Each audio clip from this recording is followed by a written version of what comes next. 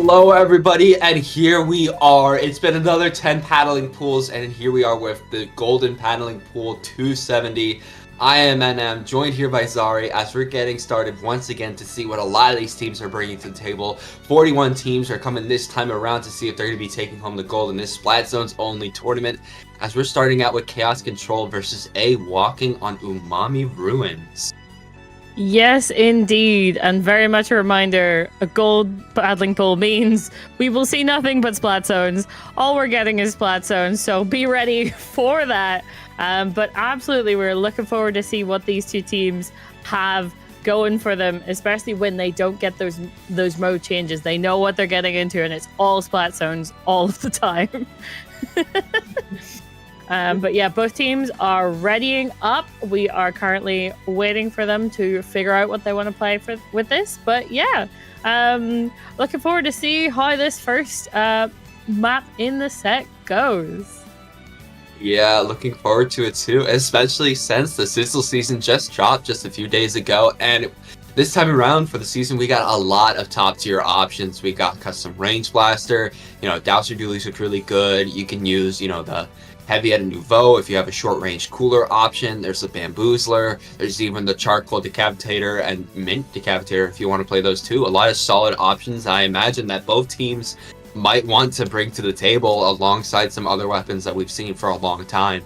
I imagine we're going to be seeing a lot of coolers. I imagine everybody else that's not on a cooler is going to be fighting, scrapping in mid for these newly remixed zones on Umami Ruins, as this map is one of the many maps that got reworked, but it definitely got a pretty sizable one at that, I'd say. Yes, indeed. It will be interesting to see what these two teams do with it. And as I'm saying that, we're going into the first game of the set, Umami Ruins. Let's see what these two teams have going for them.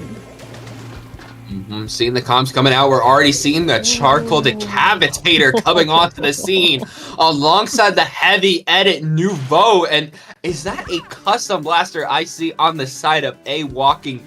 Yes, it is. Both of these teams are not only bringing some new options, but some unique ones too. Custom blaster, you don't see a lot. I'd imagine you'd pick the range instead. And the Heavy Edit, of course, pairing up with the Zap screen makes for some nice paint and some nice coolers.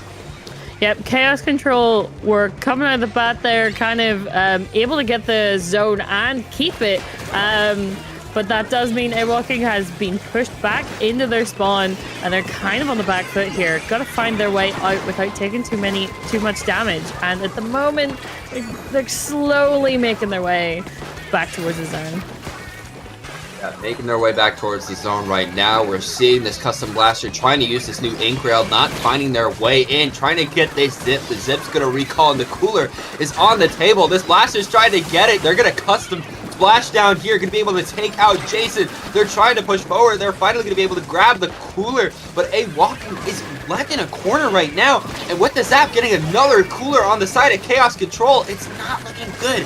Salty able to take out one, coming on the backside of A Walking, trying to take out Basin, but going to trade with the Charcoal Decapitator. As Slasher's coming in from the right, going to be able to take out DZ, trying to get Basin here. Not going to be able to. Basin's going to stay alive, but it's only them with 10 points left. Not looking good, especially when two of your members go down to a bomb. Basin trying to come in on the right side, trying to paint, able to put it in neutral, trying to paint as much as possible here, but Salty is on it. Jason jumping in, but all the members of A Walking are flooding into the zone right now, but it's only 2 left alive, and they're able to take the zone.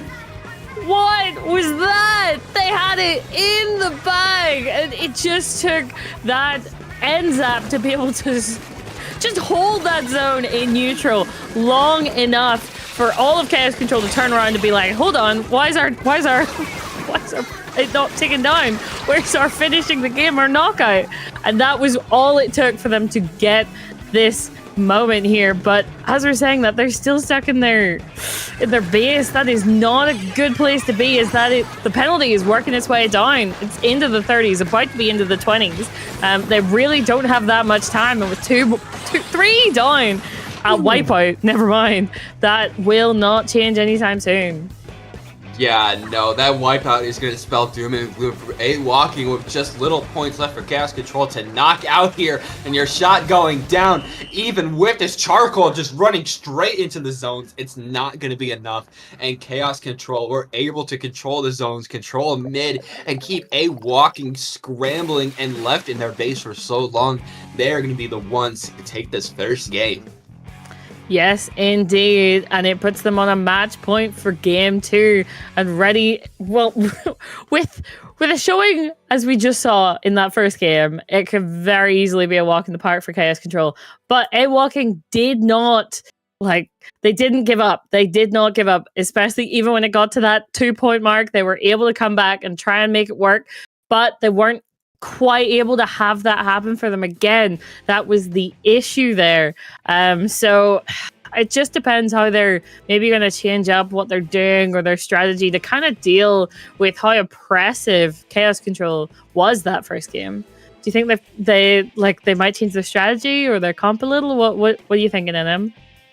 I think they might. I think one of the main problems with the Charcoal Decapitator is it can easily get outranged by, say, Slosher or the Headed that we saw on the side of Chaos Control, and even the Stamper. It's just very hard for that weapon to kind of, match their range, and even with the Inkjet, it's just not enough. We got a Headed that could just snipe it out of the sky with a Crab Tank or a triple Ink Strike coming in from the Slosher, which can just, shred an Inkjet. They might want to switch it out for something else, as we're now getting into the second match here. This could be match point for Chaos Control. We're flying in on Hagglefish Market. We got a different overhead, which I noticed last night, a different overhead shot, but no, we're sticking with the Charcoal Decapitator, but instead, we're the Custom Blaster, triple splashdown. It's not the play, but you know what is? The Custom Range Blaster from Splatoon 1 with Splat Bomb Kraken Royale. Yeah, definitely coming in with a bit more of an aggressive version for that range blaster.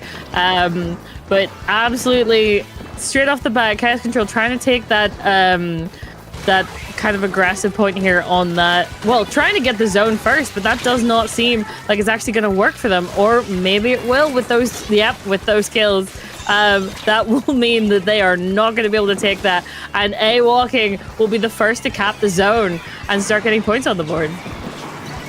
Yeah, but we're seeing the specials flying out from Chaos Control. The triple Ink Strike just happened. There's the zip right behind A Walking, going to be able to take out Basin, trying to take Minty, but it's going to decay before they're able to get it. But they have the control of the zone, and 3 down on the side of A Walking.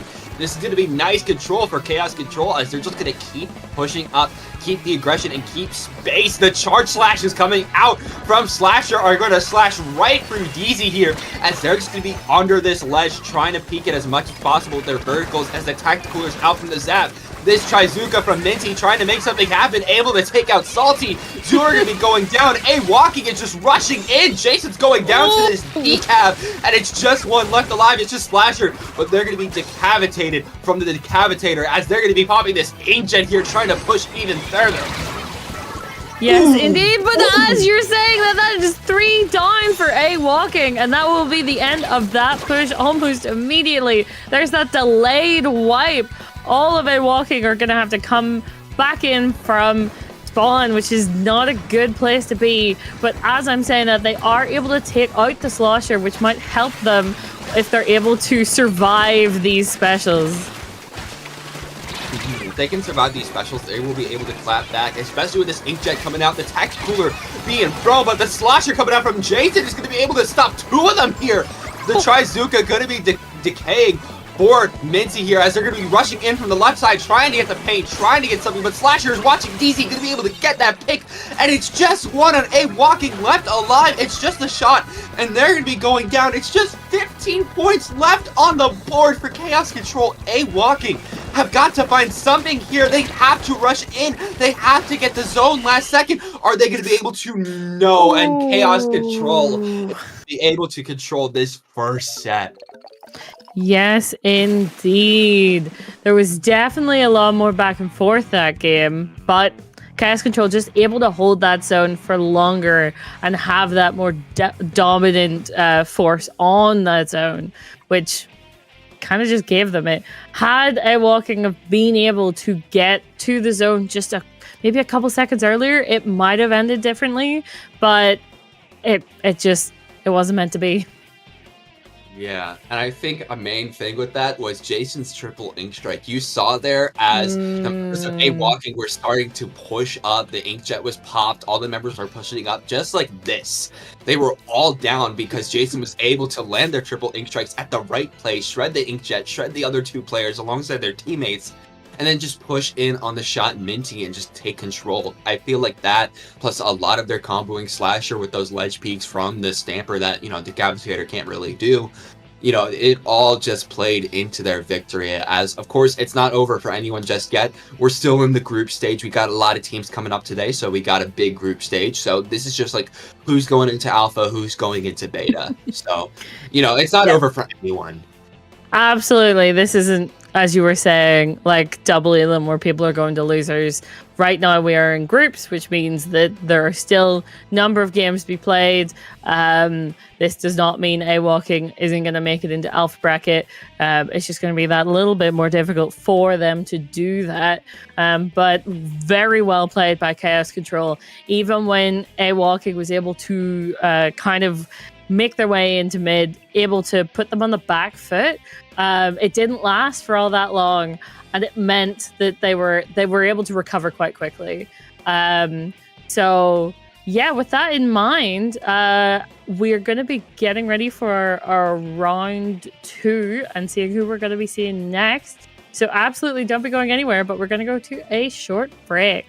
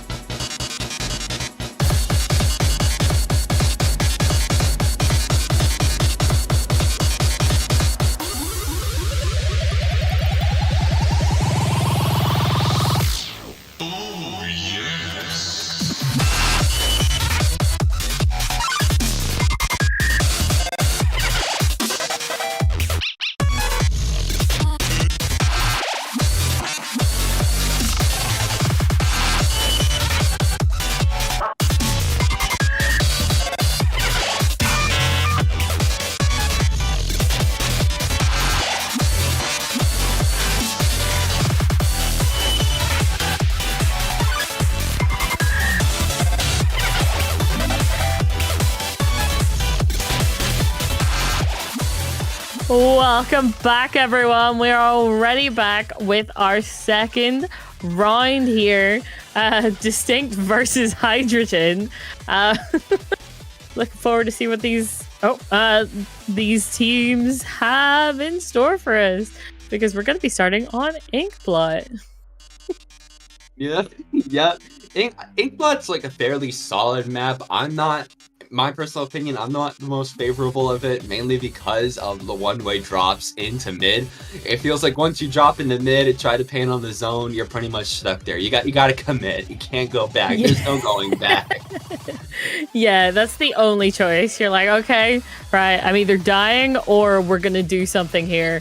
There's no in between. It's either positive things happen or you're going back to spawn. Absolutely, I understand what you mean about that. But yes, let's get into this first game of the set. Let's see if we can have something a little bit more, I don't know, even between these two teams. That'd be fun.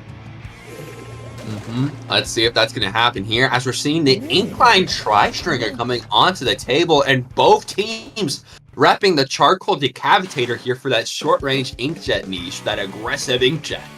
Yeah, that is also interesting. Distinct doesn't have a cooler, which we were talking about earlier, that we were expecting a lot of teams to play cooler. It's not entirely necessary, but on on splat zones, you want to be back in that zone as soon as possible. But that's already 2 down to Distinct, 3 down the side of Distinct. Ooh. Yeah, not looking good. And Hydrogen not only has a cooler option, but a very aggressive one at that with the Tri-Nouveau. There's going to be a lot of busy bombs coming out here. The cooler already out for Hydrogen, as the rest of the members are trying to use their specials here. The Trizuka is done, and we see Rappa coming in with the Inkjet, trying to pick off Painter, but Painter is going to run for their life. Going to be able to parry that Inkjet before they get taken down. That's 3 down right now. Zari on the zone. Hydrogen is the one in the back foot right now, as Distinct is finally going to be able to paint over the zone, as Style is trying to get back in with the rest of Hydrogen here, as the specials are going to be flying thin here with the Inkjet, trying to get some picks, trying to back up some members. Not going to find it here, but Style is going to be getting into the zone. Tiger is left alone up top. They're trying to get something here. Meanwhile, Style is trying to push up with their Zuka, but the roller might be able to take him out. Yes, they are, but not before this tent is trying to get onto them, leaving Tiger left in the corner here. Still able to stay alive, though. Incredible, as Distinct is able to get that zone back and continue with those points. No penalty in sight. Oh my goodness. Look at them go. They've taken the lead. Hydrogen definitely struggling a bit more here to find the picks that they need with these specials, which does mean that they just end up not getting as much utility out of them as they would definitely need, you'd say. Yeah, we're seeing Hydrogen, they're trying to come back in, but it's 14 points left for Distinct, and Distinct has a hold on this zone right now. Try's going to be going down, Finn's going to be going down, and that's game! Oh, yes, indeed it is. Game 1. Absolutely going to Distinct there, with a very solid knockout. It's very different from what we... Like, that start, it was kind of a little bit more iffy. They ended up pretty much getting all sent back to spawn, but they were able to recover from that and just stay in that zone, which made it that much easier for them to keep Hydrogen from getting any kind of foothold in that mid. Yeah, no, Hydrogen, they had a really solid start. They were able to keep Distinct in their spawn, but once Distinct were able to get the picks and move their way into mid, they were actually able to flip the script, keep Hydrogen in there, and Hydrogen didn't really have the special connection even with the Zukas, the Inkjets. They had a cooler compared to Distinct not having one, but Distinct just had... They had more firepower, they were more together, and even with no cooler being on their roster, they were able to make those plays to get the victory. But we're going to see if Hydrogen is going to be able to make it come back in a much more, better Splat Zones map, and a more even one at that too, being Mahi Mahi Resort. Yes, indeed. Yeah, Hydrogen needs to come back here, or else this will just be a 2-0 to Distinct. And we did see in that first game that Distinct, given the opportunity, will make the most of it and will show quite like once they're able to get going, they can be quite dominating on a map, especially with this. So I think Hydrogen just kind of needs to keep them on their back foot, at least a little bit. So yeah, it just kind of depends on how Hydrogen is able to combat what Distinct brought to the table in that first round and stop them from getting a foothold. Because once they do, it really snowballs. Yeah, no, it really snowballs if they're able to get the zone. As we're coming into here, this could be match point for Distinct. They might be able to take the set if they play the cards right. Seeing the comps coming out, the Incline Tri-Stringer is going to be staying, but on the other side, we're seeing a Dreadringer come out alongside the 52 Gale, a mainstay in comp, but it's really nice seeing this double slosher comp. We're definitely going to be seeing some Reef Slider cheese come out from that Dreadringer. I imagine that's going to be one of its main utilities for this map. Yes, indeed. Already, it's kind of they're just trading the zone back and forth. But as I'm saying that, that's 3 of Hydrogen. And that is a wipe coming out on the side of Hydrogen. Distinct able to push up almost immediately. They've got that that high ground as well up above where Hydrogen would need to drop in. So that will definitely make it that much more difficult for them to get near to zone. Yeah, already seeing Rafa on these grates using the inkjet. Gonna be able to snipe in there. That was beautiful. As they're just gonna be pushing up and the water level is lowering. Iceberg's gonna be taken out by that charge slash. The hitbox is crazy on the charge slash from the Decapitator. I can just turn around and just take you out just like that. Finn trying to get in. Iceberg's going down. Finn's going down. Rafa's going absolutely insane. Able to take a third out too. Taking out almost the entire team just on their own. The Decapitator is here to stay, but also this Ring Slider is here to stay in the zone. But the bubble is going to be able to counteract it. Finn is going to be going down. Just a few points left on the board, and it's only one left alive. The Wipeout is going to secure Distinct the win, as they're going to be taking round 2 in a 2-0 sweep. Yes, indeed. And, well, Distinct just didn't falter. That game was very short for a very good reason, and that was they got control, they pushed up, and they stayed there. Rafa with the Decapitator, definitely able to hold that aggressive position in their bases. We're seeing here on the replay, able to get kill after kill after kill as just the clock kept ticking, and that very much was what gave them the win there, and so incredibly quickly as well. No, that was absolutely beautiful coming out from Rafa there. They just showed why they're the GOAT. They just went in there, kept charge slashing, kept getting picks. It was absolutely beautiful coming out from them, but of course both teams did really well, but it's going to be Distinct taking that 2-0, and with their first round results, they're looking a pretty safe spot. They're very worse for Distinct. They're at least getting alpha, so we will be seeing them in alpha bracket for sure. Yes, indeed. They're definitely sitting in a very prime position for that. So it just depends on who will be joining them there, which we'll need to see through further rounds. But absolutely, we're going to be going to a short break as we figure out who our round 3 teams are going to be. And then we will be back as soon as we've got that all sorted. So don't be going anywhere. And yeah, we'll see you soon.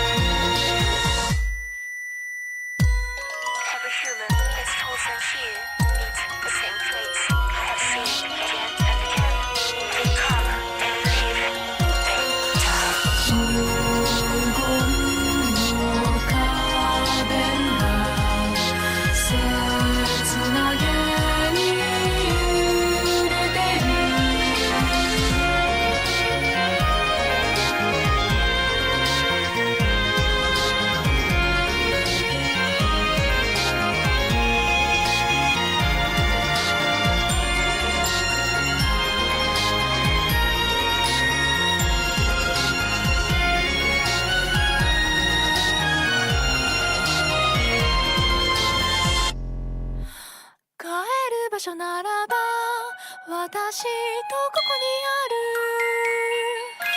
あるどうしてそれではいけないの行くというならここに示しなさいあなたの戦うその意志を歩み寄り向き美しな心を輝く決意を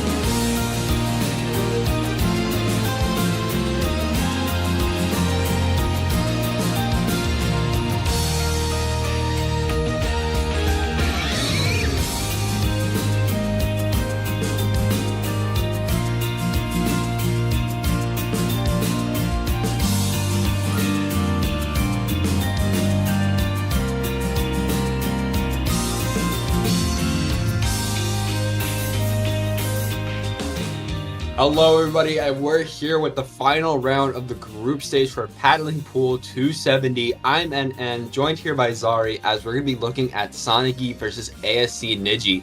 In terms of a little perspective on how their group is going, Sonic looks in a pretty safe spot for Alpha. Doesn't really matter win or lose, they'll be fine. But ASC Niji, they lost their first round, they won their second, so their only chance of getting Alpha is winning this set. Like, they're in a bad spot, tied here with Squid Emoji. If Squid Emoji wins their set for round 3 against Rainfall, it's looking very, tough for ASC Niji. So they got to pull something off here if they want a safe spot for Alpha. Yes, indeed, they definitely have to. And that is saying that Rainfall is the one that Niji was able to beat. So it very much depends on what Squid Emoji is able to do with that. So yeah, Niji have an uphill battle, and it's starting on Barnacle time. So let's see what we've got from these two teams. Okay. Yep, seeing the comps, we have a pretty standard one on the side of ASC Niji. You got your Shot, Slosher, Sniper, and Splash. Very standard stuff. But on the side of Sonic, we got the 52 Deco, Splash, Sniper, and just like a lot of other teams today, the Charcoal Decapitator. It's turning up a lot for good reason. And that's already 2 down for Niji. But make that 3 actually, and Sonic will take that zone and just keep pushing forward. Oh, this Sniper Rider was in not a great spot there. Very, very stuck, let's just say. But yeah, we're seeing also the Barnacle and Dime change, where you have that left area if you really wanted to go that way. But it makes the map a little bit different, a little bit wider, a little bit more room to move. But yeah, Sonic is still kind of like they're a little bit further back, and they're probably gonna lose this zone again. Oh, never mind. It was looking like they were gonna. But ASC Niji is still very much trying to do as much as they can with their position kind of on the back foot. Yeah, they're kind of on the back foot right now.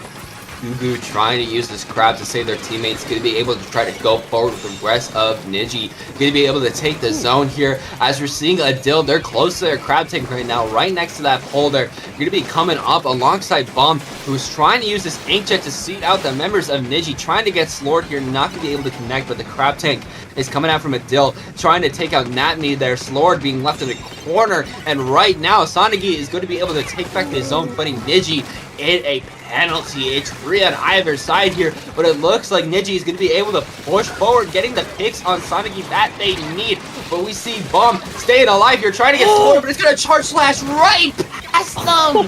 That is such an unfortunate moment here, as Niji is going to be able to take the lead, trying to get the picks. Adil coming up the top right, the crab tank coming out, trying to see what they can find. Slord being left in a corner. Adil trying to connect the shots, but Slord is going to be able to jump out. But now it's Sonic that have to get the points. They have to get the lead back again. Xenex going to be able to pop their cooler, trying to get their team back in. Going to be able to take out the Snipe Rider on Sonic. 2 down on Sonic right now, but they're going to be able to get the lead here. But they have to hold with just 2 members alive compared to Niji, which is trying to push back up. But we see this 52 Hiroto going to be able to push on the backside of Zed, and they see this jump. Going to be able to take this jump too, and it's 3 down. That was very unfortunate. That Sniper Rider just did not have the information there to know that there was someone behind them. That was very unfortunate. And we're coming down to single digits here, as Niji know they need to take the zone back, or else that will be game 1 over to Sanji. But they are not able to keep it, and they are not able to push them to a penalty. That will be game 1 to Sanaji. Yeah, Sanaji going to be able to take game 1. A little touch and go in the middle there. ASC Niji was able to put them in a bit of a corner, but the aggression that was coming out from Sonagi, especially from both the 52 and the Charcoal Decapitator, were very strong, I have to say. Especially that 52 Deco, always pushing up, always trying to flank the Snipe Rider. always going directly to the spawn of Niji. They were always trying to make sure they got the picks, they got the aggression, and they made sure that Niji was never able to push back up into mid. But now with a map like Robo Ramen coming out for this second game, there's a lot more room for people to sneak back from the, just not go straight through mid from their spawn, like something like Barnacle and Dime. They can go through that trench area for a flank. They can go from the bottom. There are multiple routes that they can go for here. So it's going to be a little tougher to lock out for Sonic, but with the comp, they might be able to do it. They play their cards right. They use their specials right. They'll be able to hold down multiple sides, multiple fronts, multiple entryways, and get the victory. Yes, indeed. It does play that little bit differently on Robo Ramen, so it will be interesting to see if that is what Niji needs. Because yet again, we are at match point, which means they need to take this game. They need to take Robo Ramen.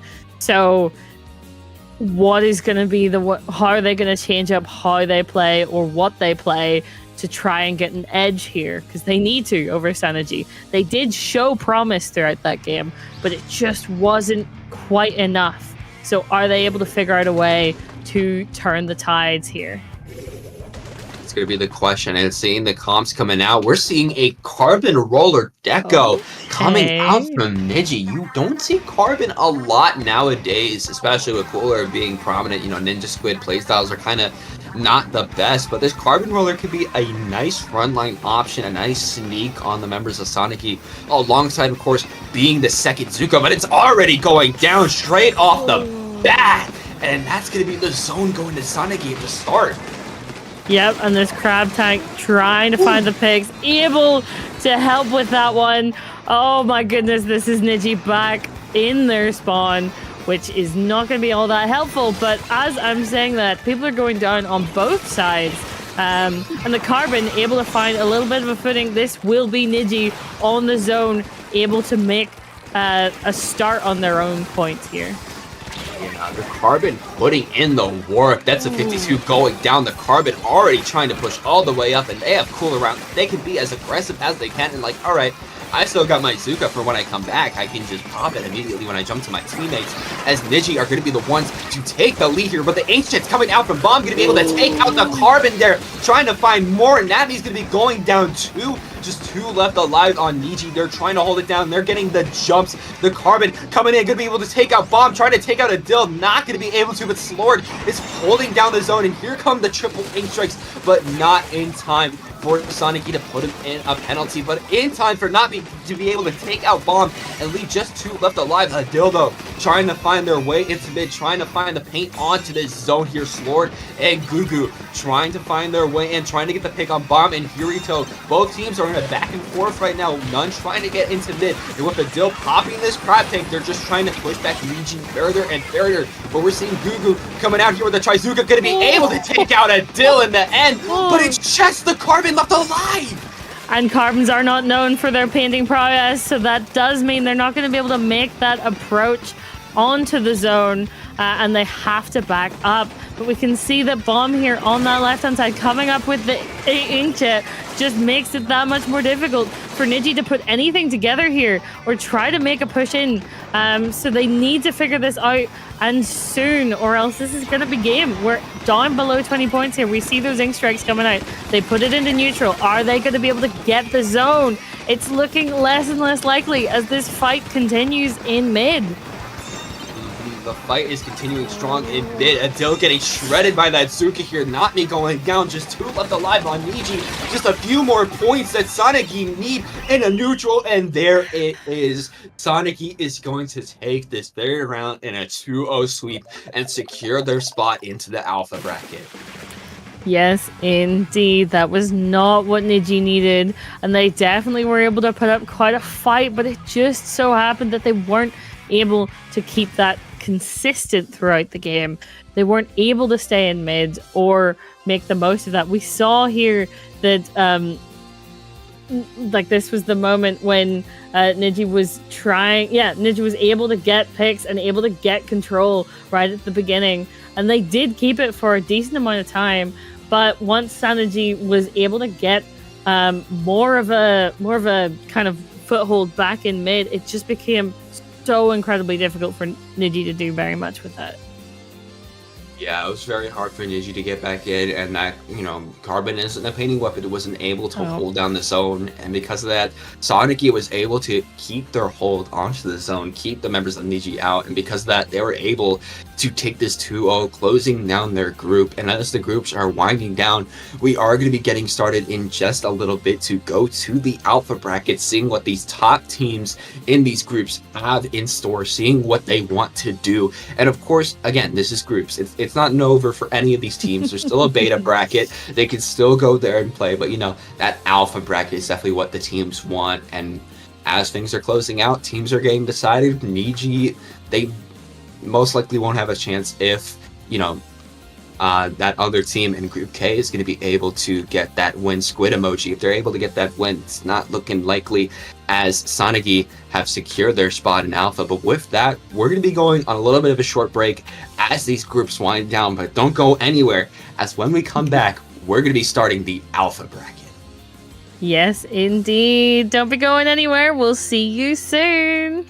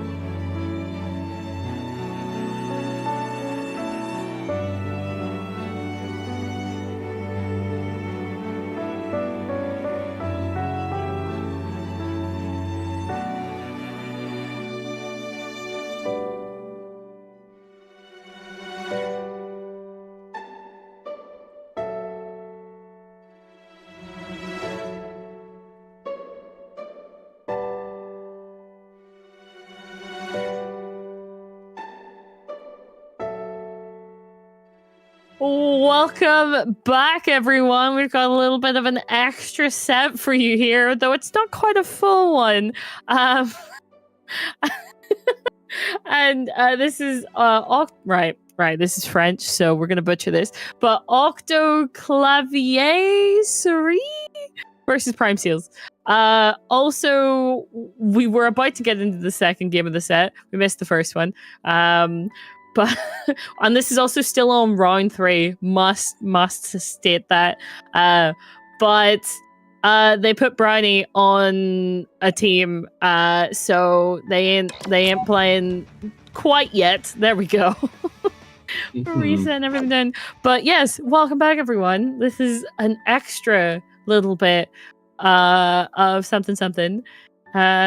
Sorry, that's legit good pronunciation. Oh my god, I can speak French. Pat said so.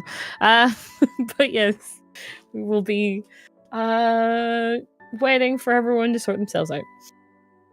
While we're waiting for the alpha bracket to start, some groups are just wrapping up their group rounds, and we're just gonna, just get this little straggler on stream here, just make a little more content for you guys as we're seeing Octo Clavier Souris versus Prime Seals.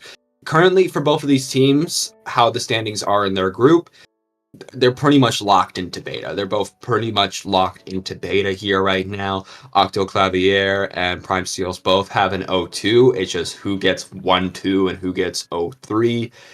The other two teams in their group are 2-1 and Rio. So it's pretty secured that they're getting beta. It's just whoever gets the better seeding in the bracket, as we're going to be getting into this match point. It's currently 1-0 right now in favor of Prime Seals, as the comps are going to be starting to fly in here. The Vanilla Blaster coming out here from the side of Clavier, and on the side of Prime Seals, we got that heavy edit Nouveau Zap combo, which is starting to get a little more popular. A short range cooler with a long range crab compared to, something like a Sniper or a heavy edit with, Splash or Dooley that we've seen before. Yes, I will say I've seen a little bit more of this recently. So it's not beyond the realm of possibility to have a comp like that. But yeah, at the moment, Prime Seals starting off with the zone, but not keeping it for all that long. As Octo, I'm just going to call him Max. I'm not going to be able to...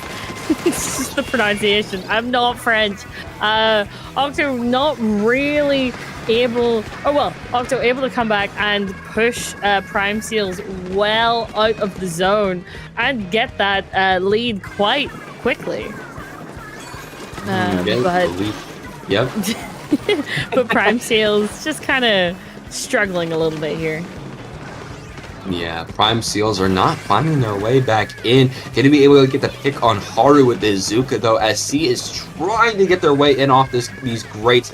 Trying to get a flank on this left side. They still have their cooler activated, so they can go down without a worry. Going to be able to take out the Octo, but not going to get much more than that, as Haru is trying to get paint on the zone, able to take out one. Just 2 left alive on Prime Seals, as this heavy at a Nouveau trying to take out 2. Going to be able to, trying to take out more, trying to take out this blaster. There's one right behind Pokey. They're going to ignore that jump, though. Haru still able to be alive, just running from everybody on the side of Prime Seals. Going to be able to take out Pokey. They have their Zuka, too. Haru's just running away from everyone. 2 down on the side of Prime Seals right now. Not spelling that good for them, but they're going to be able to hold the zone for a little longer. C going to be coming out here with the Zuka. They got one more shot, but all these auto bombs are not doing them good, and they're going to be comboed with that splatter color screen, taking them down.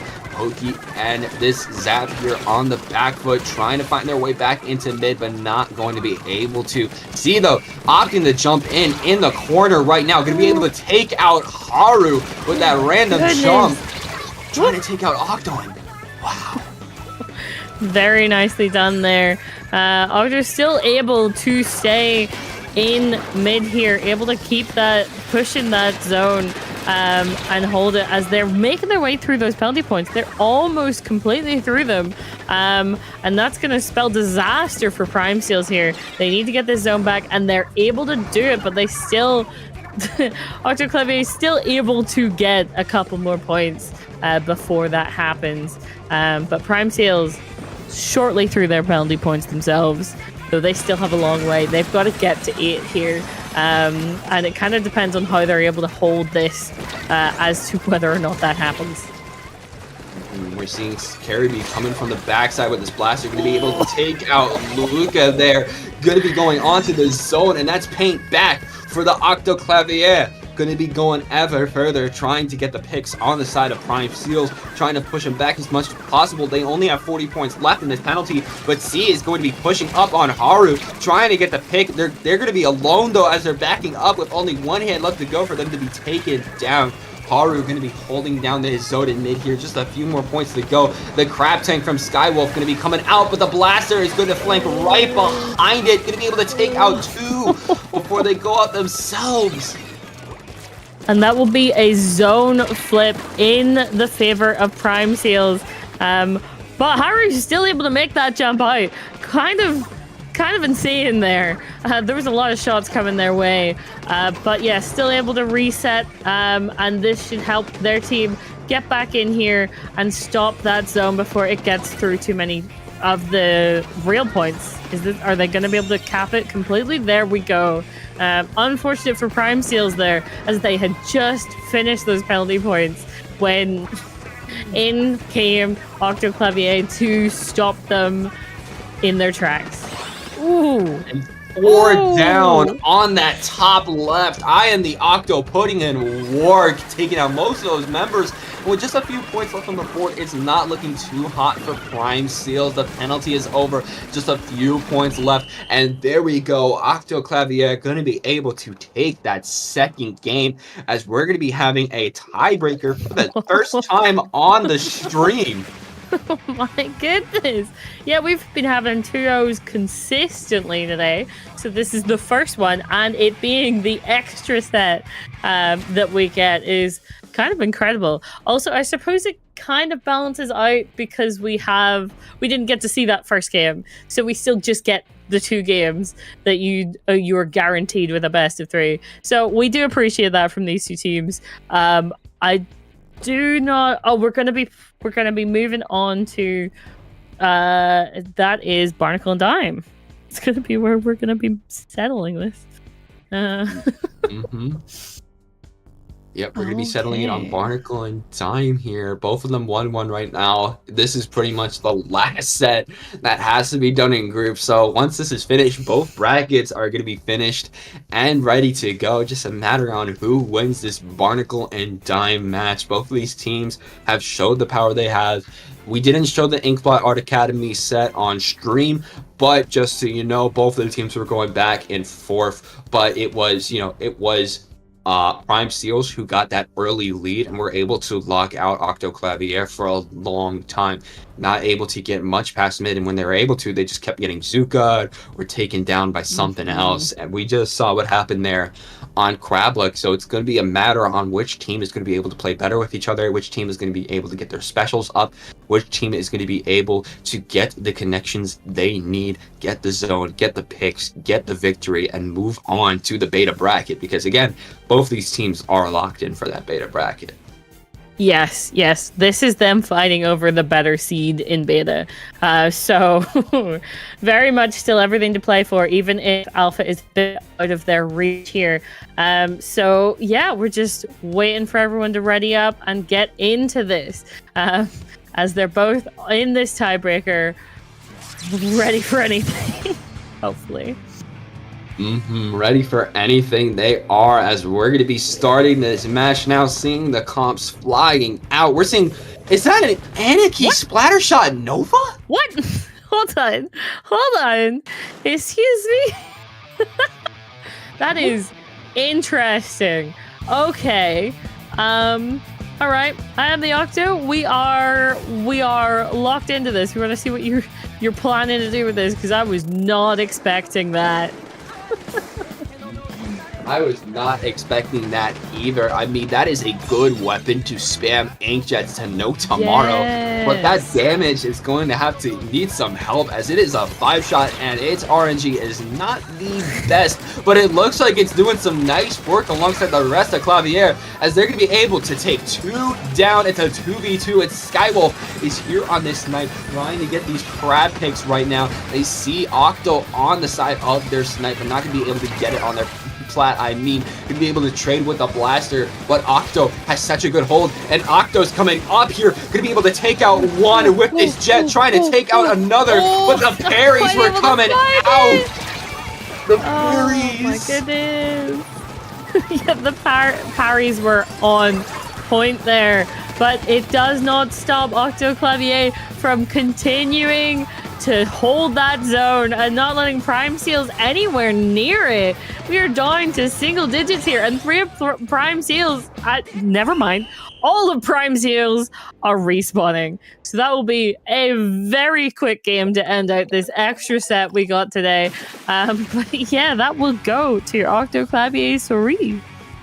Yeah, they did really well. Both teams did well, but in the end, Octoclavier, sorry, were able to. I'm sorry if I butchered that, but they were able to make the reverse sweep and take the set. Moving on, of course, to the beta bracket, as mentioned before, both teams did really well, and with that, that is the group stage officially. This time, officially coming to a close. There are no other group matches. Everything is done. It's all up to brackets now. So we're going to be going on a very short break. But once we come back, we promise this time, it's going to be the alpha bracket. Yep. Yes, indeed. So, and we mean it. Don't be going anywhere. We will be back really soon. All right, with more Splatoon fun for you.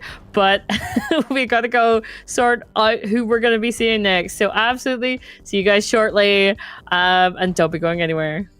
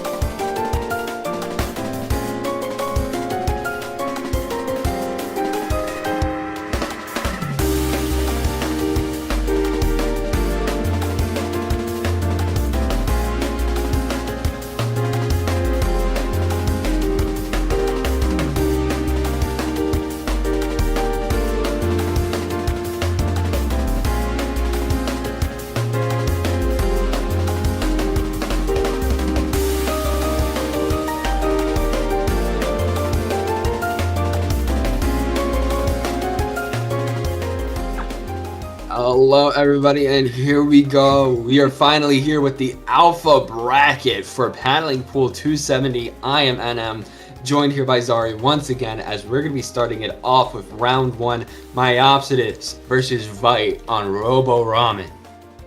Yes, indeed. We were also looking at them being like, are we going to get any different maps than the ones we've seen so far? And yes, we're going to get Humpback. We're going to get Humpback Game 2. So that'll be interesting. Not one of the default 6 picked by every other team, it seems. So looking forward to that. But we're starting on Robo Ramens. Very much a standard map. Works well. We're just waiting for these teams to decide on their final weapons, and then we'll be getting right into this. But yeah, these two teams, I'm pretty sure they are around the same 17-18. Siege's 17-18. So this should be quite close. Just what you're looking for at Alpha Bracket. Yeah, definitely what you want to have in a commentated match on the broadcast. As we're getting into it, we're seeing the custom range blaster, and next time we've been seeing a lot of charcoal decavitator, but Myopsis is like, nah, I'm gonna do my own thing, and this time we have the mint version with that big bubbler. Yes, indeed, and also a stamper coming in from them as well. Definitely bringing out those wipers. Myopsitis are not sleeping on them, not today. But immediately, Myopsitis first to get the zone. Doesn't look like they may not be able to keep it, but these Snipe Riders are fighting each other for it. So, yep, there we go. Vite able to take it back and push up immediately. Yeah, they're pushing up here, seeing Farouk could be able to get these picks like crazy. They're putting in the work here. Haze on top, 2v2 right now, as we're seeing Haze trying to haze out the members of Vite with Izuka, trying to see what they can get. not going to be able to make the connections, but Mask is trying to get something here from this bottom side, trying to get a pick on Hayes, just running around, but they're going to jump out. They have their Zuka for another day. Myopsidus going to be able to take the lead. They have the cooler, and now they are pushing up into the spawn of Vite. Their mid's going to be down, but they still have the space and the paint to lock them out, especially with Fruk coming in here with this Zipcaster, trying to get anybody they can, trying to get Daki, going to be able to get the pick, but that Kraken was right behind them, able to get in their backside, but they're going to be going down.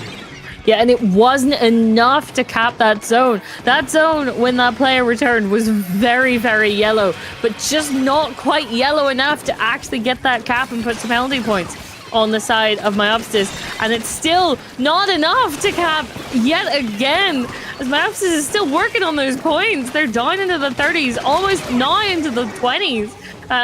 And Vite have 2 down. This is not looking ideal for them. They need to find their way in. They need to do it now.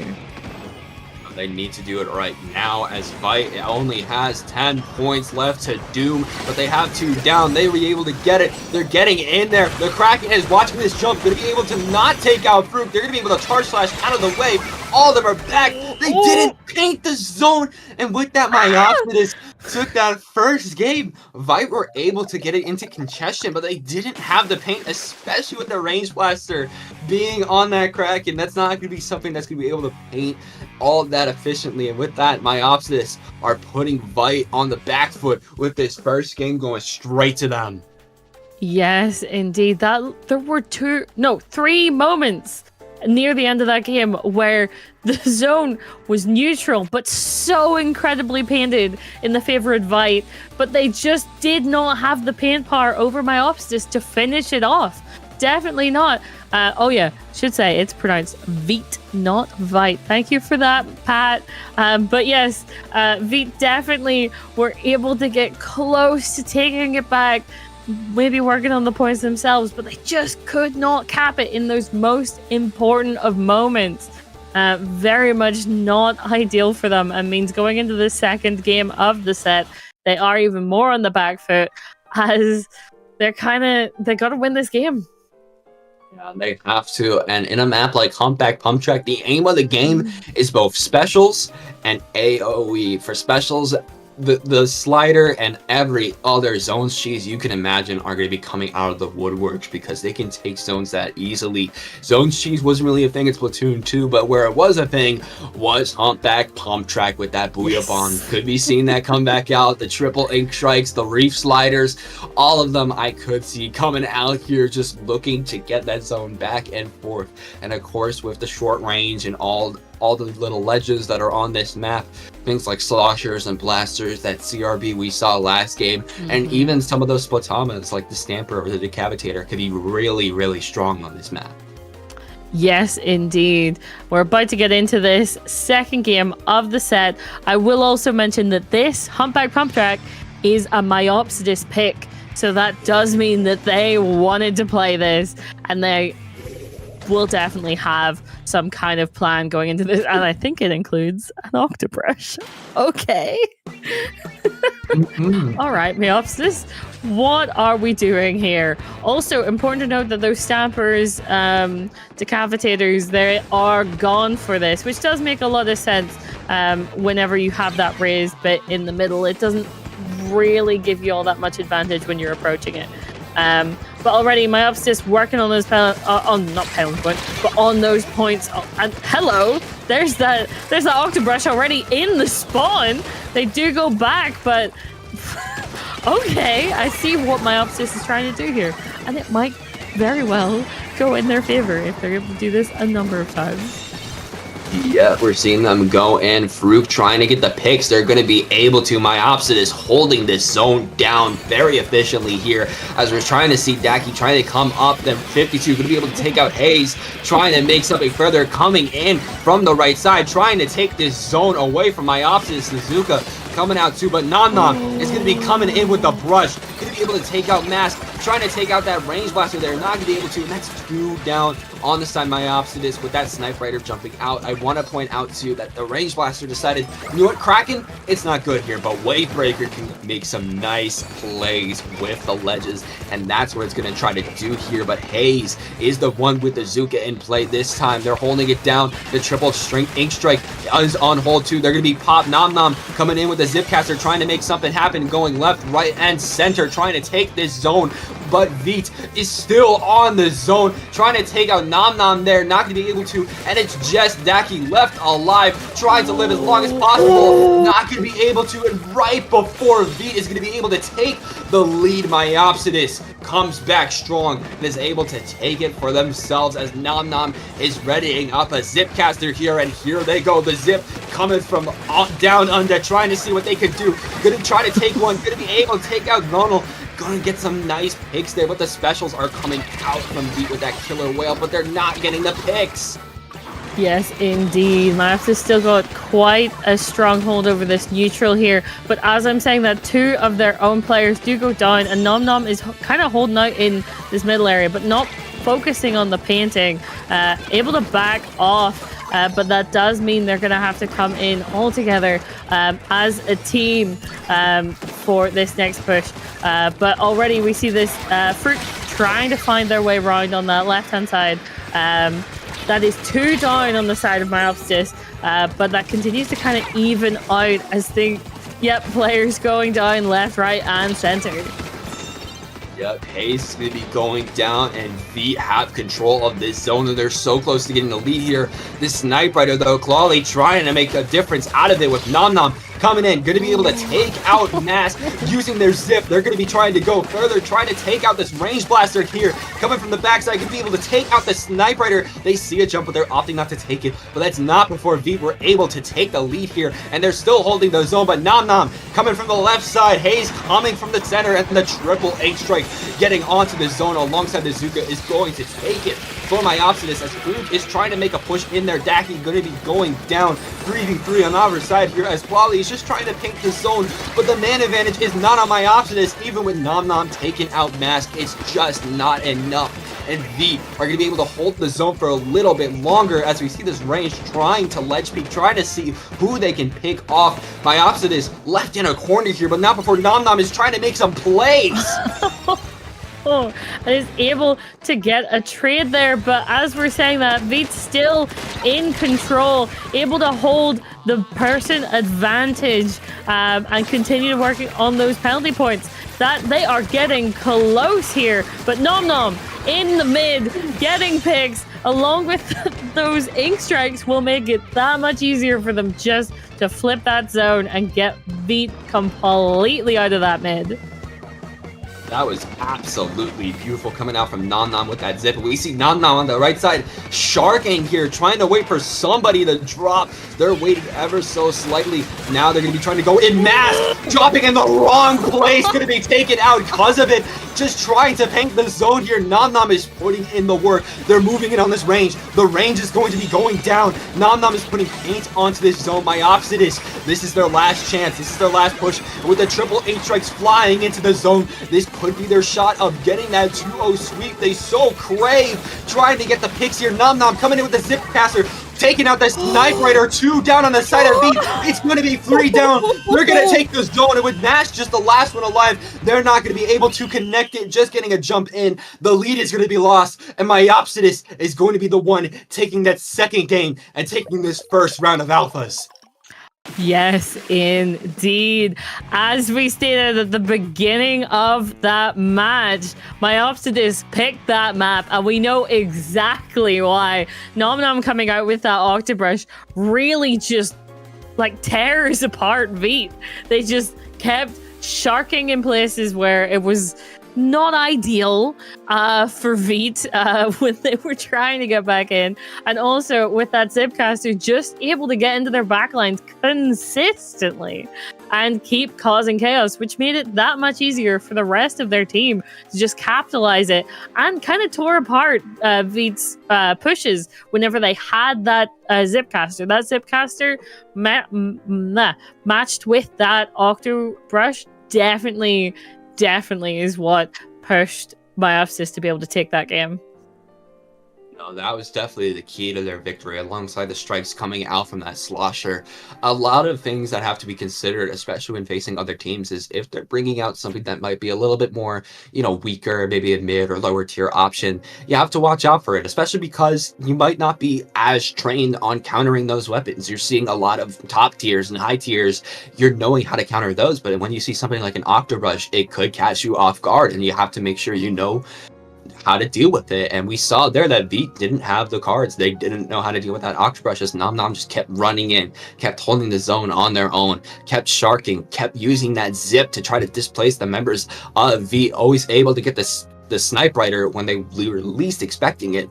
My Opsidus and especially Nom Nom were putting in the work, and with that they were able to take that first game of alphas, as they're going to be moving on. And because of how the tournament is set out, this is a single limb, so this is going to be the end for Veet.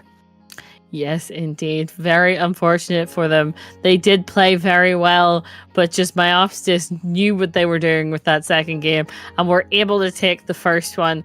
So absolutely well played to both of those teams. And important to note that just sometimes teams will come out with very niche picks for specific maps, and you find out why. Definitely you find out why. But yes, that being said, that is the end of our block, which does mean you're going to be getting 2 different commentators after the break. But before we go to that break, I should ask, NM, where can the good people find you? You can find me both on Twitter and Twitch on this handle down right over here at Ninstar123. I always get confused with the mirroring, but that is where, I sometimes stream. I mainly tweet when I'm doing in the community, either playing tournaments, broadcasting, my writing. I got some projects I'm cooking up, and I'm excited to announce what I have in store. But at the very least tonight, I might stream my run in SOS with Crossfire, as I have recently joined their roster, and our first tournament back is going to be this upcoming SOS. So stay tuned. If I stream that, I might not. Depends on what I want to do. But of course, with that, Genie and Pat are going to be the next 2 commentating. But of course, where can people find you, Zari? I'm about to get to that, but I've just seen in chat that someone has mentioned that it was your birthday yesterday. Yes, it was my This was oh not my. mentioned. Oh my god, NM, happy birthday! Thank you. Yes, I did recently turn 20. Thank you, Balloon. Thank you for Balloon. At least you told me it was my birthday now. Thank you, Balloon. Oh my goodness. But yes, happy birthday, and I'm glad you came to commentate today so that we could wish you a happy birthday. But yes, good people, you can you can find me at SPL Zarani on Twitter and Zarani on Twitch, where I will be getting back into playing so much of my back catalog soon. So if you're interested in the variety streaming and the vibes, absolutely come on by. But right, we should not dilly-dally any longer, because Pat and Jeannie are waiting in the wings. So thank you very much for having us. Yet again, happy birthday, NM. And enjoy the rest of the tournament, everyone. Thanks for having us. You all have a good one, and give Jeannie and Pat some good love.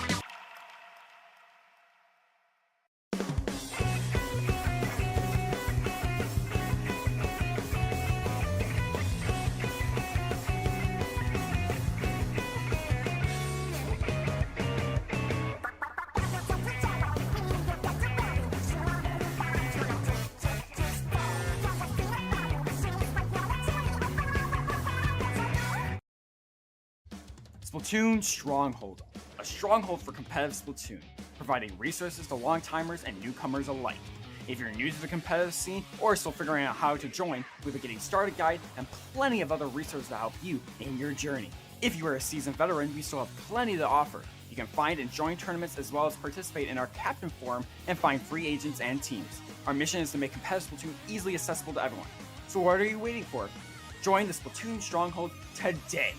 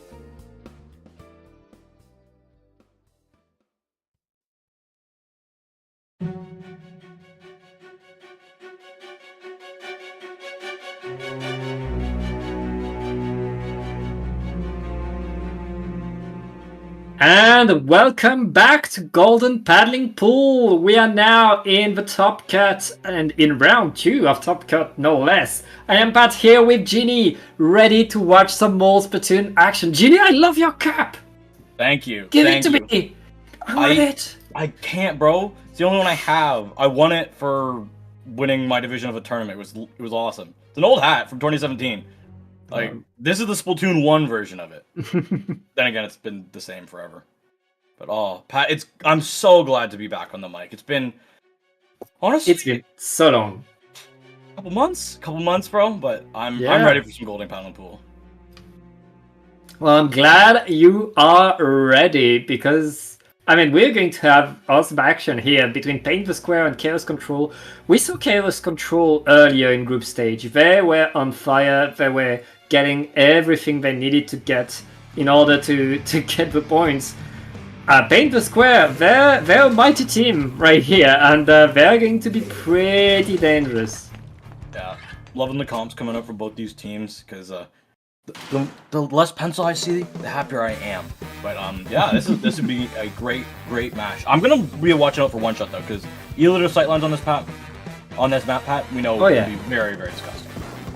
Yeah, this map has changed a little, but Eliter being kinged has not changed on this map. And right now, Paint the Square are getting 2 down onto Chaos Control, are moving forward and getting some ground. Yeah, good ground gained from them so far. Chaos Control, if they can get some trades on their way out, that'd be okay. The cooler is up. Rose playing that MZAP, honestly, a fun weapon to play. As much as it likes to be put in the cooler bot role, cooler farming role, it is still a entertaining weapon to watch, as we are most likely going to have this reset as one shot disappears. Yeah, it's as you said, Zap, it's a weapon that can do everything, that's very reliable, that's really adaptive, and that's what you want to see in a team quite often, being able to adapt to every situation, have that speed that the Zap can provide to itself and to the rest of the team. It really works, lots can happen, and yeah, I mean, as long as you keep 4 players on the ground, you can play pretty much anything with Zap. Yes, it's a really just easy way to, well, as you said it, to fit a team comp, not necessarily around it, but just fit into it. As we see, because I know on the side of Paint the Square, with Krim and One Shot, they have their weapons. One Shot likes to play E-Liter pretty much almost exclusively. And Krim's weapon pool is still left over from the Limeade days. That is wild. And same with Pika, because there's former members of Limeade on this team. That team was known to run whatever they were good at and whatever they were feeling on the day, which is also the weapons that they were most comfortable with. So having Rose play the Zap to fill in all the holes that they need is going to be pivotal on their success. Yeah, especially with Anilita providing the range, having that Zap to round things up to give that paint, it just works. And right now it's on Chaos Control to really find a way onto that team, to find a way to cut the distance onto that Bilito, and it's working for them right now. They win that first fight. Yeah, way better opening for them there. They didn't go down to some straight bombs, and you see Slash going in, trying to get some space, but go down Grim. I believe they had Cooler out. Oh! Every spot that we get that Chaos Control gets is gonna hurt Paint Square a lot more, because that Cooler was up on the side of Chaos Control. Yeah. Yeah, right now Chaos Control still holding the zone. The Paint the Square are back in attack position, and with the strike, they should be able to get another team fight. But it's not working, Hyper! Yeah, that edit goes crazy! Seeing the edit Nouveau, I love to see that weapon. The bomb, plus the crab, plus just the pretty strong main weapon of having the shorter range splat link. Really, really good. If Krim can get the splat, that could be good, but they've lost teammates left and right. Pat, Hyper, can they go off? Can they go big again? They find Rose, easy. Can they find another one? They will find Pika as well. Oh, the Kraken coming in, trying to end the fight. Chaos Control. Oh, Chaos Control can't survive that Kraken, and Paint the Square are finally in control, looking to establish themselves, and already fighting a crab tank on the side of Hyper. Yeah, good space taken from Paint the Square. One shot going and getting 3 massive splats there was great. Grim along the backside here, Pat. Can they find anything? No, the Zipcaster's gonna end. We do lose Pika to some ink strikes, as well as Grim, whose jump got camped. Let's see, Pat. Can Chaos Control lock this one out? Because they've got some specials that are going to be making their way online if they can take out Pika relatively fast. Yeah, Chaos Control really, with the control in their name, showing how it's done right now, really locking Paint the Square away from the zones, and Paint the Square not really knowing what to do. Okay, the Kraken activated. They know that Kraken is hard to counter by the players of Chaos Control. The crab! Ooh! Yeah. The crab is an easy target if you're in Kraken or by Tri-Strikes. There's nothing they can do. Grim, can you get this splat that they need? They get 1. Can they get 2? Oh! Grimothy. That was beautiful. Yeah, Paint the Square, finding the fights, winning the fights right now. That's what they need to do. But now they need the coordination. They need to stick as a team together and deny the push by Chaos Control. Chaos Control opening with the strikes, using the Zipcaster as well, getting 1. That splat on the Zap is going to be key, but 3 down! 3 down onto Paint the Square. Pika is going back to spawn, and Chaos Control is back in charge. Yeah. Pika, that was a difficult spot to be in because you're in a 3v1. But they do go down. They won't have it anywhere close to the charge of the Tri-Strikes because they just use them. And that's, again, the 2 former Limeade members going down on the side of Paint the Square.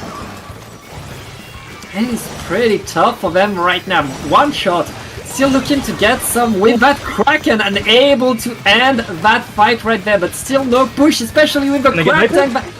Ooh! They missed the headshot. They do get the spot to stop it though, Pat. They're gonna jump. Do you camp it? They will camp it. They also live. Can they get Hyper? They will! Oh, they're still alive. They're still in there. Salty has to jump away and give the ground. Paint the Square still in this game. They need to make good points, though they haven't managed to make much points. And Chaos Control are already preparing their next push already. 1 down on each side. Yeah, One Shot is able to get exactly what they need. They got 1 of those splats. Can they get another? Just barely missing it. That might be costly because we are going to see some specials on the side of Chaos Control. They get 2 members down, but they lost their edit, who's really close to that crab. Doesn't matter. They have the 1 zone. If they can get, if Salty can face the second square, they are going to do well. But they lost control of the first one that they had. Paint the Square is doing a good job of Paint the Square, and they're getting the splats here, Pat. They're turning this game on its head. Paint the square, no penalty! Back in control, and now they activate the tactical. They have the whole map, and now Chaos Control need to get back in fast. The strikes are coming in, slowing things down, denying the coordination. Hyper activating that crab tank. That crab tank is so important right now. That crab tank could switch the game, but the lead. Oh, 1 point, Jimmy! It's gonna go, because Slash is the only one left alive, and that's gonna be a knockout. Chaos Control fall at the final moments. Paint the square. They did their namesake, Pat, and they kept this game alive so that it could bring it all the way back from the brink. My goodness, what a game one. Chaos Control, they had the map, they had the game, they just faltered under pressure. They were not able to seal the deal. And Paint the Square, as you said, keeping themselves alive just long enough to finally get that control, get the lead. What a comeback by Paint the Square. I loved seeing that, Pat, because the way that one zone got captured and then the other zone also got captured, but the perfect moment happened when both zones were not captured at the same time. And somehow Paint the Square got their members to jump back in, and then there was 3 down all of a sudden on the side of Chaos Control. I don't know if it was a bomb. I don't know if it was a slosh. I do know that it wasn't Krim, though, because Krim was the last member alive and got the first splat. So, whatever happened, it was chaotic, and unfortunately, the team that's got Chaos in their name didn't come out on top. No, it was really, again, Paint the Square. Struggling at first, but slowly learning what to do, finding the coordination they didn't have at the start of the game. And getting the 1-0 against Chaos Control. Remember, it's the best of 3, so this is the final shot for Chaos Control to stay in this tournament. All they need to do is win the next game. That's going to be on Hagglefish Market. Yeah, Hagglefish zones. I know it had some changes over the last patch. Nogami their scheduling hasn't been nice to me, so I haven't been able to see all of Nogami's nice changes that he's made to all the maps. Because, I don't know, solo queue only allows you to see the brand new map, for some reason. That's the coin flips I get, bro. Yeah, well, honestly, I feel like the changes on the maps have improved all of the maps. I'm not such a big fan of the new map, but the map changes are really, really good, especially for competitive. Oh, they changed dice. They changed dice. I'm looking at all the changes, Pat. That's cool. Yeah, they changed the blocks. Now you can go on top of that unpaintable that's next to the zone. There's so much you can do now. I really like the way you move. And I mean, Hagglefish was already solid before that, and it's better now. And right now, Paint the Square in control. And now that they have that control, they're just trying to run away with it. Already past the 50-point mark. Well, yeah, getting there. The Zipcaster is gonna fall down.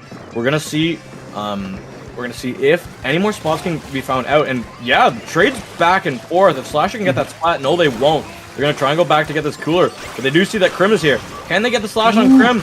Not able to connect it, but their teammate is there to help them out. And now they gotta turn their focus to the zone here, Pat. Gotta watch out. Pika's on that high ground. He's getting some good sloshes down. The zone control will go over on the side of Chaos, so they will able to be stay alive in the series and the tournament.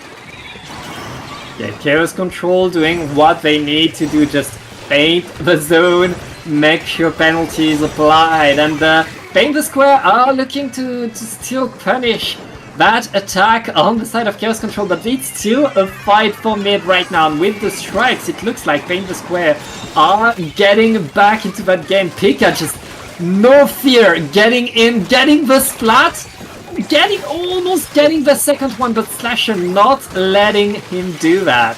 Yeah, Slasher, just some really good movement there with the Zipcaster. Can they stay alive when they're landing though? Because I know that Krim and Pika are gonna maybe punish it. No, they have to fall back. They're gonna have Salty behind them. Is Zap able to get one and mostly getting? Oh well, Krim, you have no ink. You should not be able to get away with that. Yeah, Getting Krim, one is a miracle, Pat. That was crazy. But right now, one shot looking to punish the jump and give the rest of Paint the Square the opportunity to move in. Jason trying to defend, but alone with a bucket. It's not. Wait, what? Wait, Jason, it's working, Pat. It's working. Jason. Okay, it worked for a little bit. it worked long enough that now all of Chaos Control is back in the fight. Oh yeah, I forgot. I haven't watched Spec Cam in a while. Spec Cam shenanigans. Well, Paint the Square able to get the zone back, get that penalty applied. And right now, it's still pretty much a fight. Both teams are pretty close to each other. It's all about getting rid of that penalty, getting that big push. Slasher is still in there, dancing around, dodging what One Shot can do, and Chaos Control looking to get past their penalty and get that lead. Yeah. One Shot, they tried to scout out the area below them. They're able to find a lot of members. Can they take anybody out? They get one. Oh my goodness, how did he get Jason there as well? Can they get the headshot on the crab? Nope. And they're going to get Zipcaster down. Spoder Squid is coming in. Slasher is able to take out Crim. Can they get one shot before they get zipped out? No, they won't. The zone will go over in favor of Paint the Square in all of that chaos, though. By some miracle again, and now it's just Hyper. What is with these 3 down situations, Pat? It is so tough to stay in control and to keep track of everything that's happening. These two teams are going so fast right now, all around, faking each other. But Paint the Square are back on top, are back in control, and they don't have that much penalty. They are looking at a KO right now, Ginny. They are. They're staring it down. Can they get the splats? They have found the splats on the side. Paint the Square has found the splats. If One Shot can get that shot down on the Salty, this could solidify it, and they do. They get the shot on the ends up that they need. Zipcaster as well, going to be going down. Rose holding it down perfectly with his ends up. Phenomenal game. To let her teammates go absolutely massive throughout it. And again, Pat, Paint the Square. By some miracle, and when the points were low and the game was close on the line with like just over a minute left, they come out clutch, and they come out with the hold. That miracle, Ginny, has a name. And the name is One Shot. That was really control. And every time we saw the Kraken, Chaos Control was dying. Chaos Control was faltering under that Kraken. And One Shot got away with it. Every time One Shot would activate the Kraken, go in, have a kill, and then get back to a safe place to do elite things again. That was really great control by all of Paint the Square, getting the 2-0 against Chaos Control. Yep. Oof. Well, Pat. This was winners round 2. We still have quite a few rounds to go this tournament. It's gonna be interesting. Always love to see Golden Paddling Pool because we got a good amount of teams out here, and I'm ready for some more zones action. Well, you're going to get some more, JD, right after this very short break. Don't go anywhere.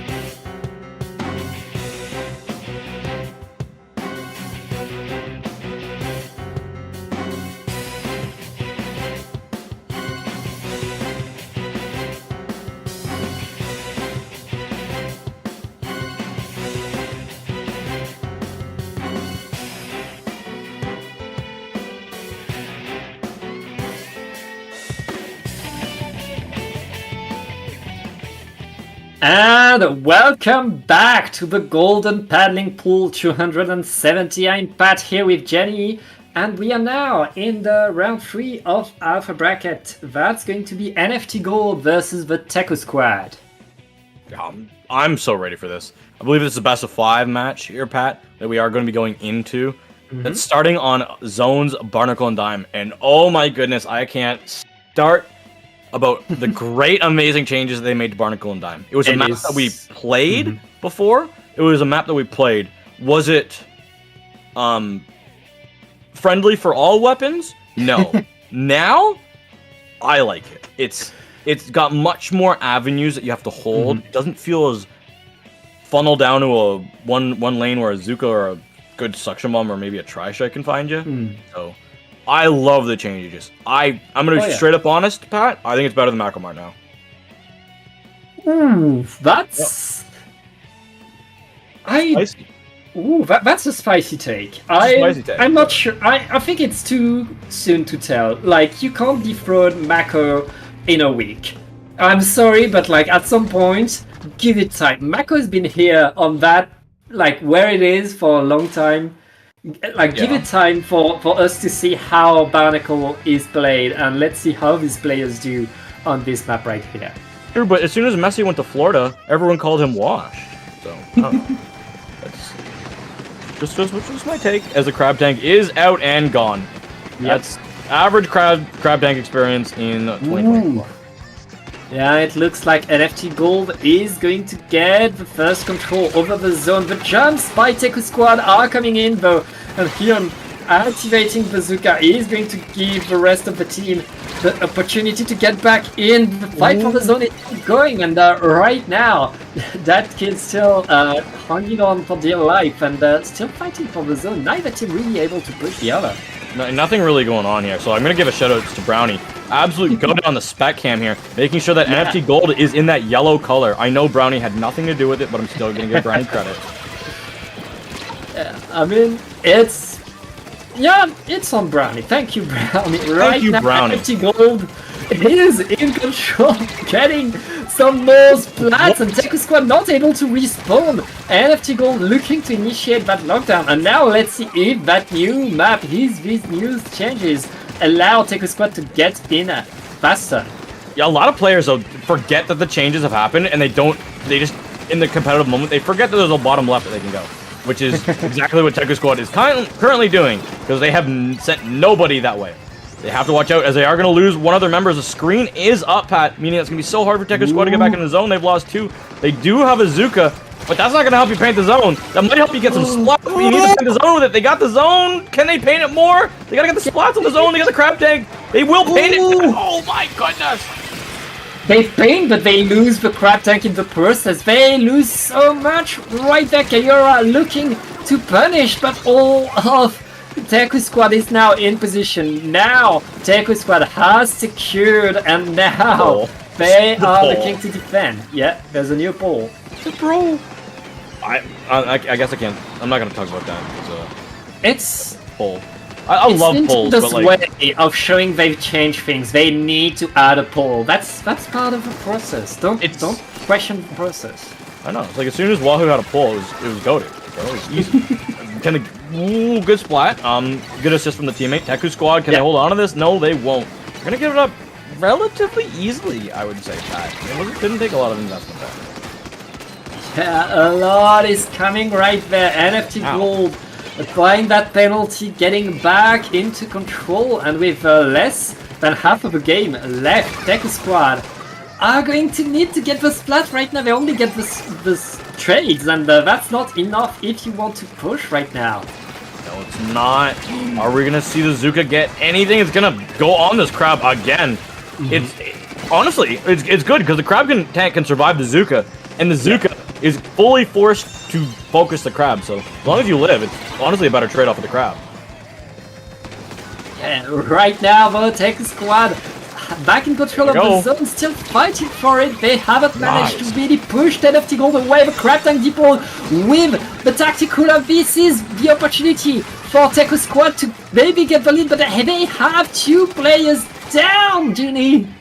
They gotta get the splats, and there's one behind them. Can they find these? No, they won't. And the NFT Gold, they are able to stay on that zone, and they're actually pushing up really, really far here, Pat. Looking good for them. Probably close this one out. Yeah, they want to close it. Seku Squad, they still have time to get another push, especially if they get one player to the left side. Lucky is looking to get in with the slasher. Right now, that kid with bazooka is getting a few, and it's just Echo, and it's game. Yep. It's game. Just patting the stats at the end there, but the stats that none of us can see. I wish they did that change. That would be the best change, bro. I love the map change, but that would be the best change, so then we can see the stat lines. Oof, that was a really, really good game from NFT Gold off of the opening.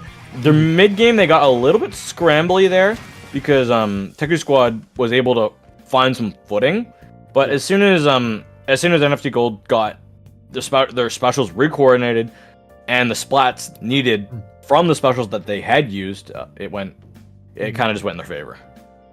These two teams looked pretty even in terms of fight, in terms of mechanics and coordination. It's just that NFT Gold played the map better. As you said, Teku Squad, they didn't use the changes to the map. NFT Golds were ready for any push, and they were able to hold the zone longer thanks to that, because Teku Squad really struggled to get these pushes onto NFT Gold once NFT Gold were in control. NFT Gold didn't have that problem. They were constantly able to get back in the game, get forward, and really showing why this map is now, like, I mean, it has an extra lane, of course, there's going to be more play onto it. Yeah, there is. And just with how the map changes have gone, we can see the different routes and the different avenues and the availability of, like, I didn't see as much Zuka success from either side of either team, because there were just more angles that you could go in. That was a problem that I found with a lot of the maps in this game, is Zuka was so strong because it forced you to go to these choke points or along an ink rail that somebody could easily see you out on. So like to have multiple routes in is good. And speaking of multiple routes, that's always had it, is Inkblot Art Academy. This map, it's back. It's here. Yeah. It's always been here. We kind of forgot about it, but then we also remembered why it's unique. It's long sight lines mixed with long spawn times, mixed with, once you get control of that plat, it can be over. If you get control of that plat, especially in the cooler meta, which we've been in for almost a year now, if you have one person who's still in mid and everyone else is on that is just going in for spawn camping, spawn camping on this map is insanely hard to get out of. Get that pencil on the top of the zone, and you have the win, especially if you have this Void Squeezer. That both teams are bringing the tactical screen, and honestly, it's getting better and better in the game. Because screen really allows you to go in on pencil. The pencil can't see you, and it can't really do as much work. It can't have that oppression when the screen is up. It's so hard to see through it. Even if you don't like getting hit by it, it's just you can't see through it. It's really good. Yeah, and right now it looks like Teku Squad has taken the control, are looking to get forward. It's just Kayura left standing for NFT Gold, but Kayura is able to still stay in that game, to still give the opportunity for the rest of NFT Gold to push back in. Teku Squad, though, are still ready to fight for that zone. Penalty hasn't been applied yet, and Teku Squad has the advantage. Yes. This is a dangerous spot for NFT Gold, because if they don't go in now, this will be their final really good coordinated push. The next one will be just scrambly. Teku Squad, though, they are falling left and right. If they can not go down to the Zuka, that could be really good. The zone will be flipped over, and NFT Gold, they are going to be able to stay in this one. You've got to watch out, because there are still members of Teku Squad on that zone. Yeah, that's good control by NFT Gold right there with that punish onto Lucky. They are now in there, and look at that. Jelly with the pencil in position up there, really making sure that nobody on the platform can be safe and slowing down any push by Teku Squad. Empty Gold are already getting back from the deficit that Teku Squad put on them. Yeah, they're gonna be able to take this lead if Teku Squad is not careful, and they do. Teku Squad kind of sleeping now, and now they have to back off, Pat. If you're the last two members remaining, you have to back off. Because if you go down in this scenario, you've given up the game. They're not good. They're not. Are they about to give up this game? They have to They have to give the space. It's too late right now. No, they gotta go now. They just kind of held on. They have to start going. The trades are out, Pat. Can you paint the zone, though? They are getting the spots, and they will get that zone. Teku Squad fighting till the bitter end, showing that they can come back in, but they're able to keep themselves alive. They have to get back from a big lead though, especially with that Menace behind them with Azuka getting one and looking for a second right there. It's Hyunjoo answering and ooh, okay, that cannot afraid. No, not at all. One of those players that just plays on that edge of I really don't care who you are, I'm just better than you. No matter who's on the other side. Could be Jackpot. Yeah. Still the mentality of I am better than you. Yeah. I mean, sometimes you have to rely on your mechanics, and the NFT Gold showing that they can do that right now. They have the lead, they have the zone, and they have the numbers advantage. Two players third on the platform looking to get a bit greedy, though that's going to give Teku Squad the platform. At least they are looking to get in. They only have a few ticks to get that zone. NFT Gold just painting to get that KO. And they got the spots that are able to get the pencil down, but they gotta watch out because this Killer Rail's gonna do a lot of chip damage with all the people that are trying to funnel in onto this drop. They are able to get control of the zone. The screen is up now, Pat. And NFT Gold, they're making their way back in. That kid still here. Can they get the splat? No. Why? Goodness, I can't.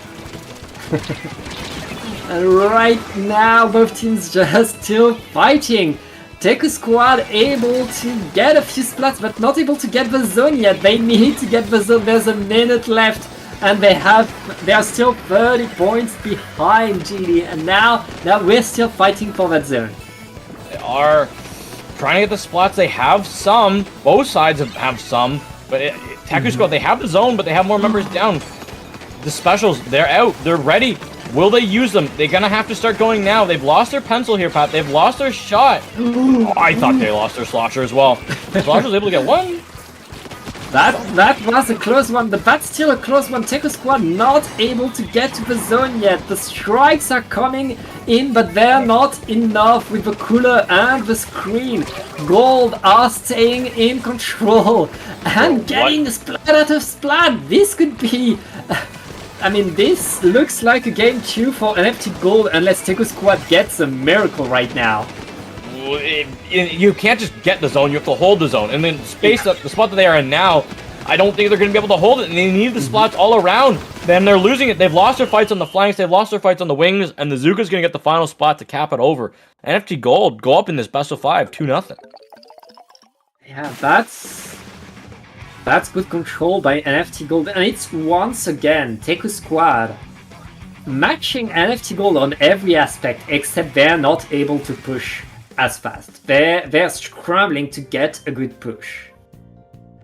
I would 100% agree on that. It's the mechanics are very, very, very similar. It's just that that slight execution from like in those 2v2s or those 3v3s. It just seems that NFT Gold they're the ones that are taking the advantage.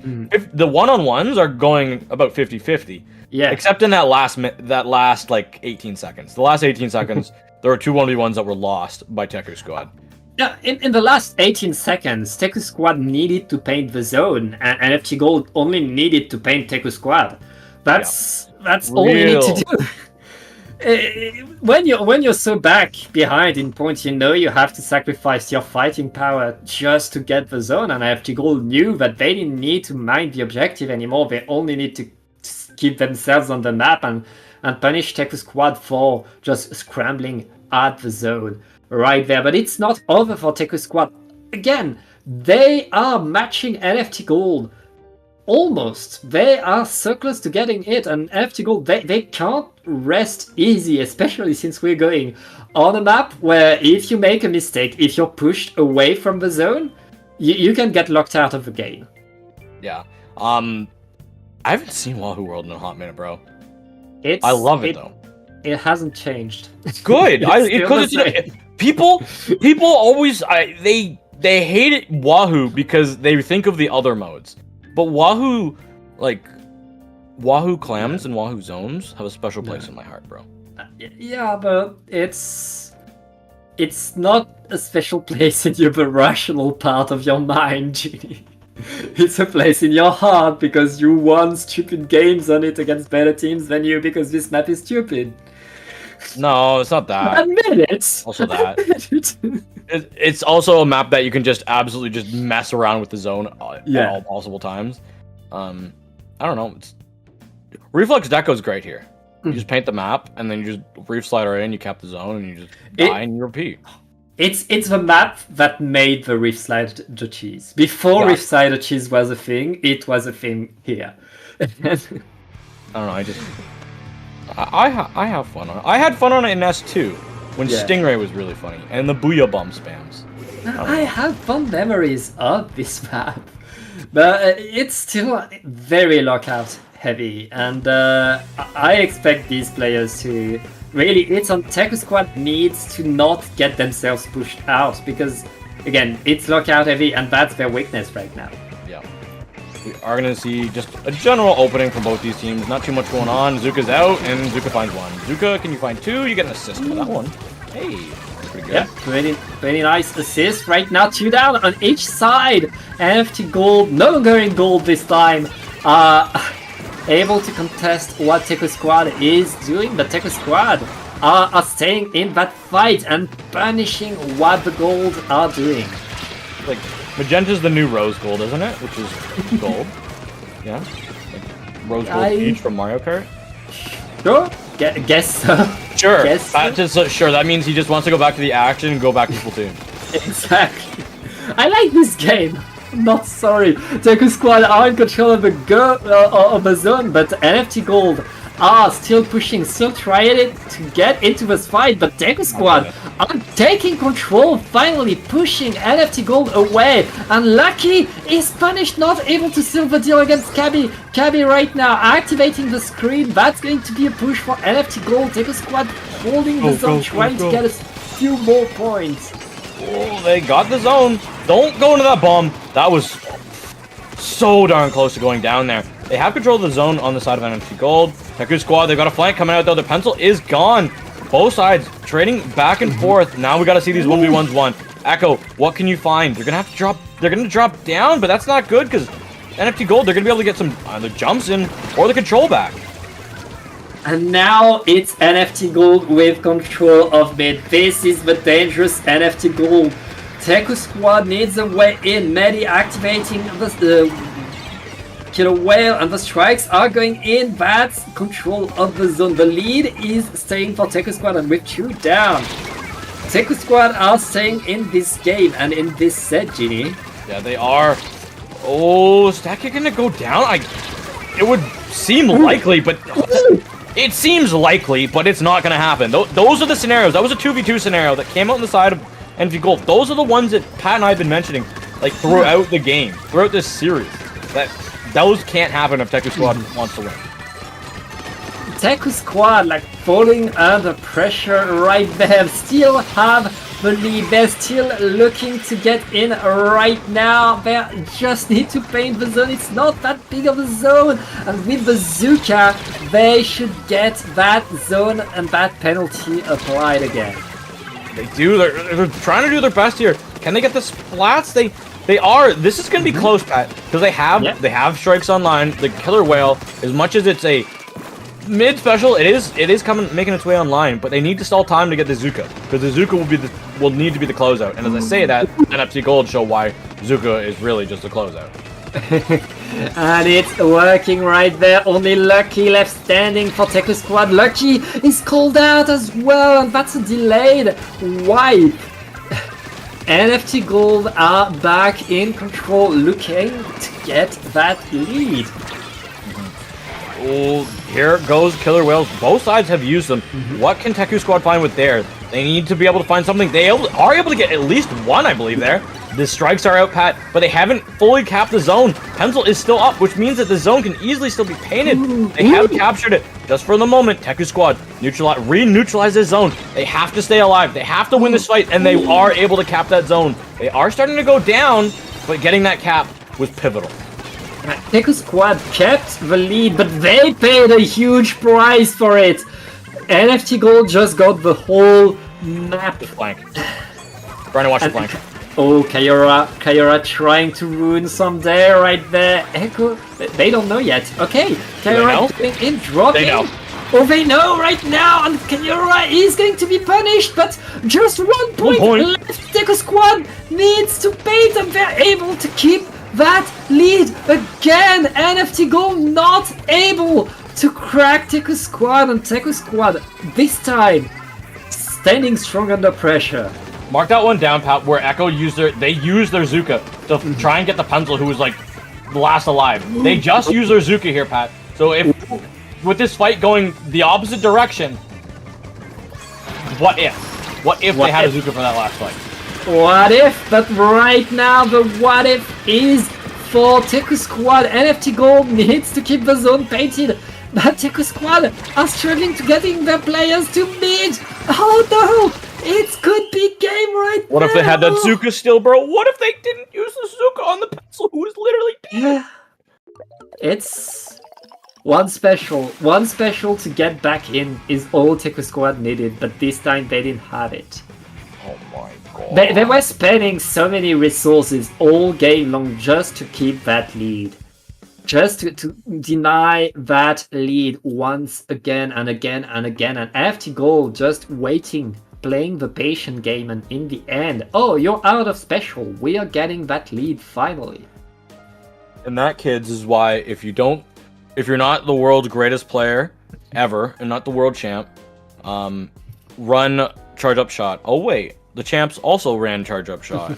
So you can have more Zukas. Because we don't have enough Zuka weapons in this game, unlike Splatoon 1, where we could have, like, if a special was broken, you better know that Aerospray would have at least had it, along with a billion other weapons. But in this game, oh no, we're only gonna give Zuka to, like, Clash Blaster or Tenebrella, because those paint so well.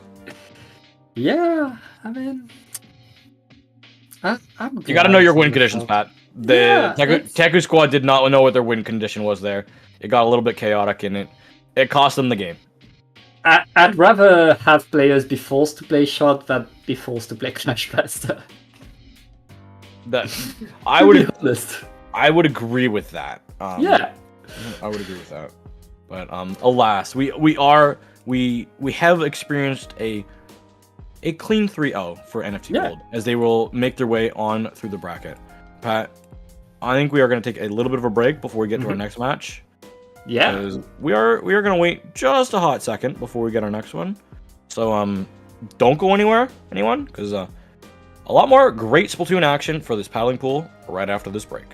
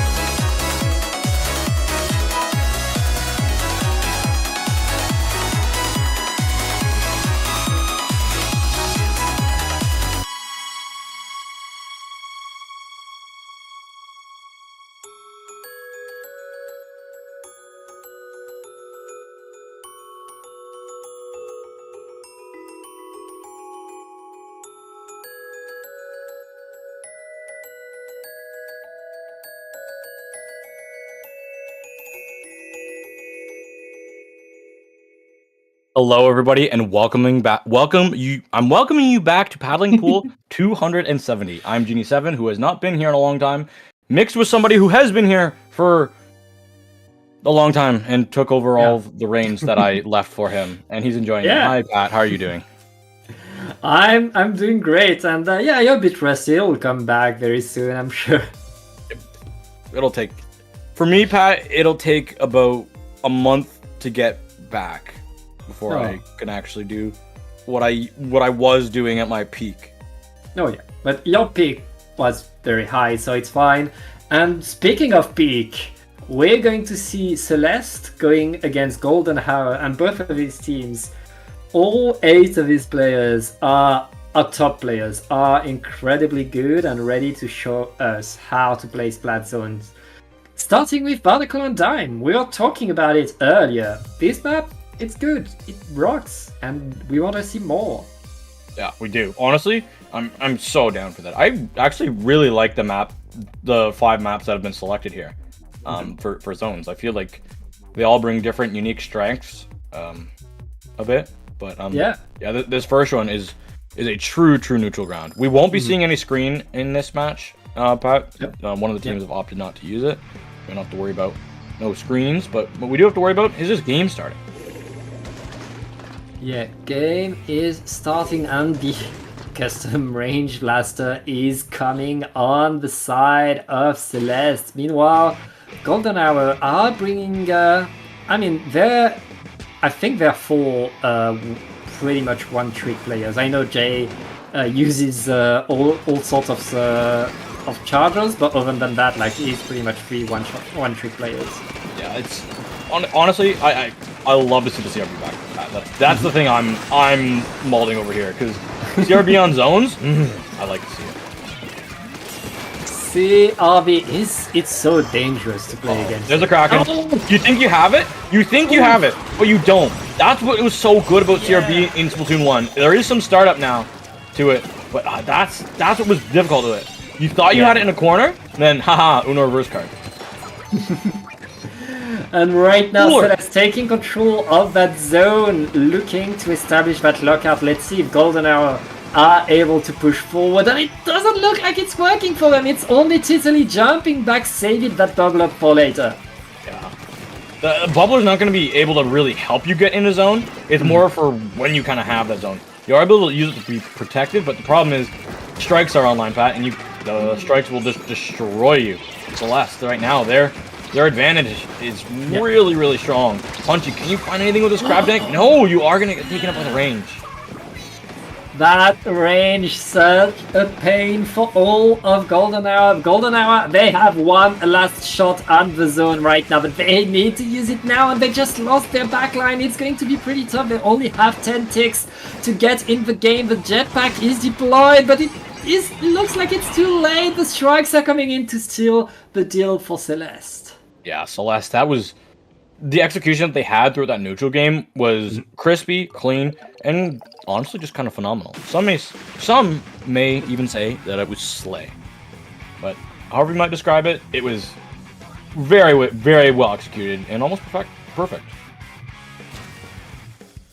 Yeah, and that's game 1 for Celeste, and very clean game 1 by Celeste. Golden Hour able to get the fight at the start of the game, but the moment Celeste were able to take that control over the zone, Golden Hour not able to push yet. And I mean, teams are still figuring out what they can do on this map, how they can push, they can counter the pushes. There's still a lot that needs to be figured out about this map. It's pretty much a brand new map, honestly, that kind of reminds us of what Barnacle was. And now we're going to switch things up, get to the next one, which is going to be Museum di Alfonsino. Yep. I'm gonna be honest, because we've had no swaps coming through of players. Most likely we're gonna see Mickey still be on that range, because I was like, I recognize that name, but for me being kind of semi out of the loop, I wasn't totally out of the loop. I was still here. I was still here. I was still around. Just wasn't on mic. I did know that they had hit #1 with Blaster on tower control in rankings, so that was who I was wondering, and their Blaster has been dominant. Like, I've seen them in my 20 X-Rate games that I did play. I did see them 1 or 2 times, and like full top 500 lobby, and they're still destroying all of us. I'm like, okay, bud. Yeah. You were just kind of built different. But nice to be able to finally see and be able to commentate it and understand why they are in some of those plus servers. Actually, Yeah, once a Blaster, I mean, this CRB has some momentum, has taken the space. They can just get the jump on you and get the splat incredibly fast, and there's so little you can do. You really need to be aware. But now we're going on a map that was chosen by Golden Hour. So this is the map mode where this is a map where Golden Hour needs to take their comeback. They're bringing the same comp. Both teams are not changing their comp. It's not about the comp, it's about the rhythm. It's about getting the jump on the other player and denying that push. And right now Cam with the slow shot trying to create some aggro on the side. Yeah, we're gonna see that cooler come out. The Blaster just goes in before the cooler is even like accepted. Punchy punishes with that grab. And what is? They've added little blocks to the side of this. Are you kidding me? That's crazy. The little blocks that they've decided to add to the spinner. It reminds me of Turf War, bro. Yeah, they're not paintable. Oh, average Splatoon 3 moment. Add something new and it's not paintable. The side is paintable. The top isn't, but the side is paintable. You can still climb it and jump to it from the platforms. But from the mid side, you can't paint it. No. Paintable. I mean, all right, I'm focusing on the mat. I'm triggered, Pat. I'm triggered. Okay, here we go. Celeste looking to answer what Golden Hour has been doing so far. The Kraken are going to give them control of mid, but all of Golden Hour is already counter-pushing right now, looking to deny, and with the Bubbler denied. Phoenix just able to stay in there, and Golden Hour are still fighting. Okay, they get the zone. Yeah, they do have that zone now, Pat. Gonna just try and use their juniors bombs and probably the Chargers to find some good sight lines and get some good splats in there. But at the moment, you gotta watch out because there's a lot of ways that Golden Hour Celeste can get back out. You can't take the lead that you have for Golden Hour for granted here. Yeah, right now, you can get punished by the try. Aloha getting that one splat is pretty good, but gets punished for it by the Kraken. That Kraken looking at the crab is not going to be able to punish, though now has to move away. Celeste able to apply penalty, able to get control, but not able to get much more yet. Okay, they're able to push now. And finally, they are about to make some points. They are. Ooh, Pat, if they can get onto this plat, they've got 1, they've got 2, they've got 3 on this plat.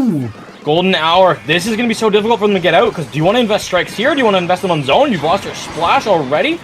The counter strikes are out, you've lost 2 more. Celeste, they're going to be able to hold on to this. And I feel, Pat, that the next push is going to decide lead. Yeah, this is Celeste with control. We know how dangerous it can be, but CRB's down. CRB was taken. Phoenix is also taken, and Golden Hour looking to get back to the zone. Titally got it. Gotta deploy the bubbler, able to keep that lead. Yeah, as soon as you see that junior inside of the big bubbler with no one around them, no one's gonna outpaint them. They have a full ink tank, and they are protected from anything long range. They are going to get it. Unfortunately, Celeste comes back in so fast and takes us all back. So everything that Golden Hour did, they're gonna have to do again, but this time much faster.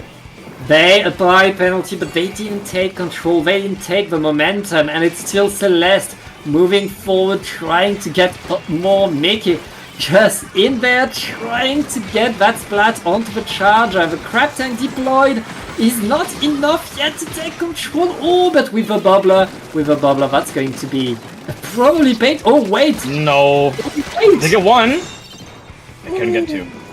That range blaster just proving why it's so good. The explosion rates that they have, and going down again, a bomb placement in the perfect spot. Tri-Slasher's gone. Celeste, can they run away with this game here, Pat? They're gonna look for it. Can they hold on for just a couple more ticks? And they will. Wow. That is game number 2 for Celeste. I mean, I feel like Golden Hour had better control on this map. But Celeste, once they were in position, once they were ahead on the zone and getting onto that platform, all Golden Hour could do was just delay the inevitable. Yeah. Celeste was getting that comeback and that KO. Yeah, and I'm worried here, Pat, because as much as Tri-Slasher is good on Macamart, Range Blaster has always had a home here. It has always had a home on this map. So Yeah. Normally Macamart's friendly for everybody, but it's been always more friendly towards some Blaster players. It's been a map that Blaster players have been known to be able to get away with it. So It's going to be a good map for both teams, I feel like, because this is heaven for the Junior that can just pop out of nowhere and deploy a bubble onto the zone. This is good for the Slasher on the side of Celeste. This is good for the Tri-Slasher, of course. Don't need to explain why.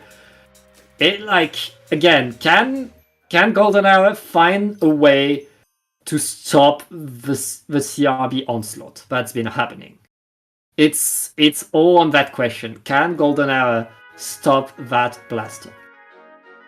it's gonna be difficult, Pat, because I know firsthand from having Range Blaster used on me and against me, as well as having it in my own hands and the destruction that it can have. If you hit those directs, Tri-Slasher can't do anything to you. Same with Junior. Back in Splatoon 2, they could, because both of them had ink armor. But without ink armor in this game, the matchup is for sure in favor of that Range Blaster. Yeah, that Maybe Toxic Mist bomb combo, but you're gonna say, if you're gonna focus all your utility on one player, you got too many other players on the other side that are too strong. What are you gonna do with Phoenix and Cam? Yeah, it's game number 3, and no change in composition. We knew that. We knew that the weapons were coming back, but as you said, it's all on Golden Hour to find a counter, to find a way to stay on the map and to push Celeste away, and that's already 1 down. On to Celeste and 2 down. Golden Hour able to take the first fight and the first control. That's just the first hurdle, though. And they found Aloha. If they can... No, they can't survive. They tried to, but they couldn't get out. They've at least traded with the Sniper Rider, and they've got another spot. The Junior gets 1, but they've lost their Charger as well. So the jumps will be have to be found by somebody else. Aloha jumps to that bubble and is easily punished. Strikes are out here, Pat. Can Golden Hour hold on? Nope, they can't. They can't. Celeste just moving forward, getting the splats. And now, after getting all the control, they activate the Tacticular and they try to get some more Celeste really good control.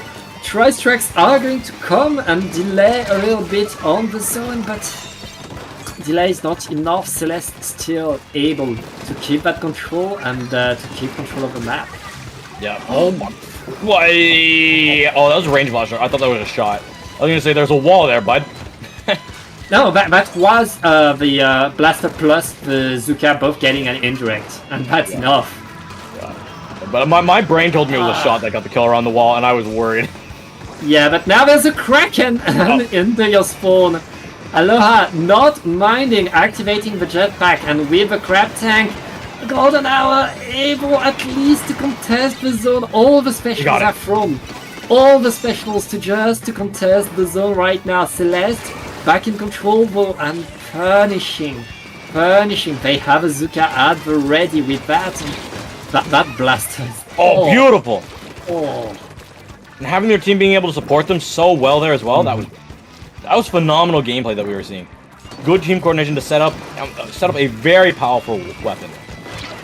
It's, as you said, Golden Hour know that they can put all their resources on the blaster because there's 3 other players that are also cracked for Celeste right now, and Celeste looking to get rid of their penalty, looking to extend their lead. The tri-strikes are enough to apply penalty though, but not enough against the Kraken. Kraken is again going to completely disrupt that push and allow Celeste to regroup and prepare the next push. Yeah, they had to just back off after using that Kraken. Well, what can you get? Nothing. They get punished again. Just a short range. This range with like not able to contest with this range blaster, and it's showing what the bomb plus the main weapon can do, and why it actually is just better than that Tri-Slosher at times. Better indeed, and right now it is still a fight. Celeste not moving right now, still holding that zone. The strikes are coming, applying penalty again, and with the bubbler, Titali is looking to get some control, forcing the push out, but only 2 players left standing for Golden Hour. Celeste back in control of the zone. Oh, wait, Aloha. Yeah, Aloha, they're trying to make something, but they've given bad jumps to their teammates, and they're going to get punished there by Phoenix as well as going down themselves. Pat, we've got small amounts of time on this penalty, so if Golden Hour doesn't make the push happen now, it'll happen never. Yeah, and Yeah, with looking like never. down, it looks pretty tough. Punchy dropped alone. He's completely isolated, and the blaster saw you right now. That's pretty tough. Control is stayed, and there's no more strike. It's just the crab tank. The crab tank's banished, and it's done. That's over. Boom. Celeste just showing off their skills, showing off how good of a team that they are. And no matter what weapons they see, no matter who they play against, they're always going to be one of those teams. With the players that are on that roster, they are a perennial favorite to go deep in the tournament. And for them, they've made it as deep as they can go. They're sitting in finals. Yeah, they are going into the finals where they will meet I'm Losing My Marbles, which is the other half of Beast Forfeit in a pickup. Wow, who would have guessed? So seriously, nothing has changed since I've left. Yeah, Beast Forfeit has just been doing nuts this entire time that they were like, all right, you get half, see you in finals. I mean, it's Golden Paddling Pool. All the classics are going to come back, and we will see that right after this very short break. Don't go anywhere.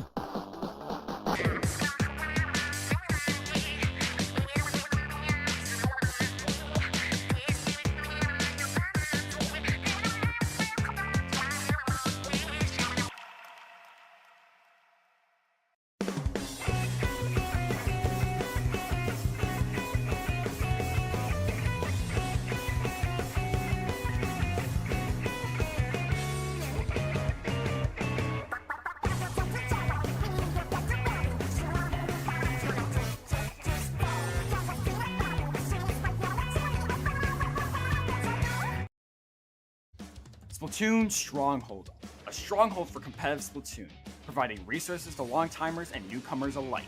If you're new to the competitive scene or still figuring out how to join, we have a Getting Started guide and plenty of other resources to help you in your journey. If you are a seasoned veteran, we still have plenty to offer. You can find and join tournaments as well as participate in our Captain Forum and find free agents and teams. Our mission is to make competitive Splatoon easily accessible to everyone.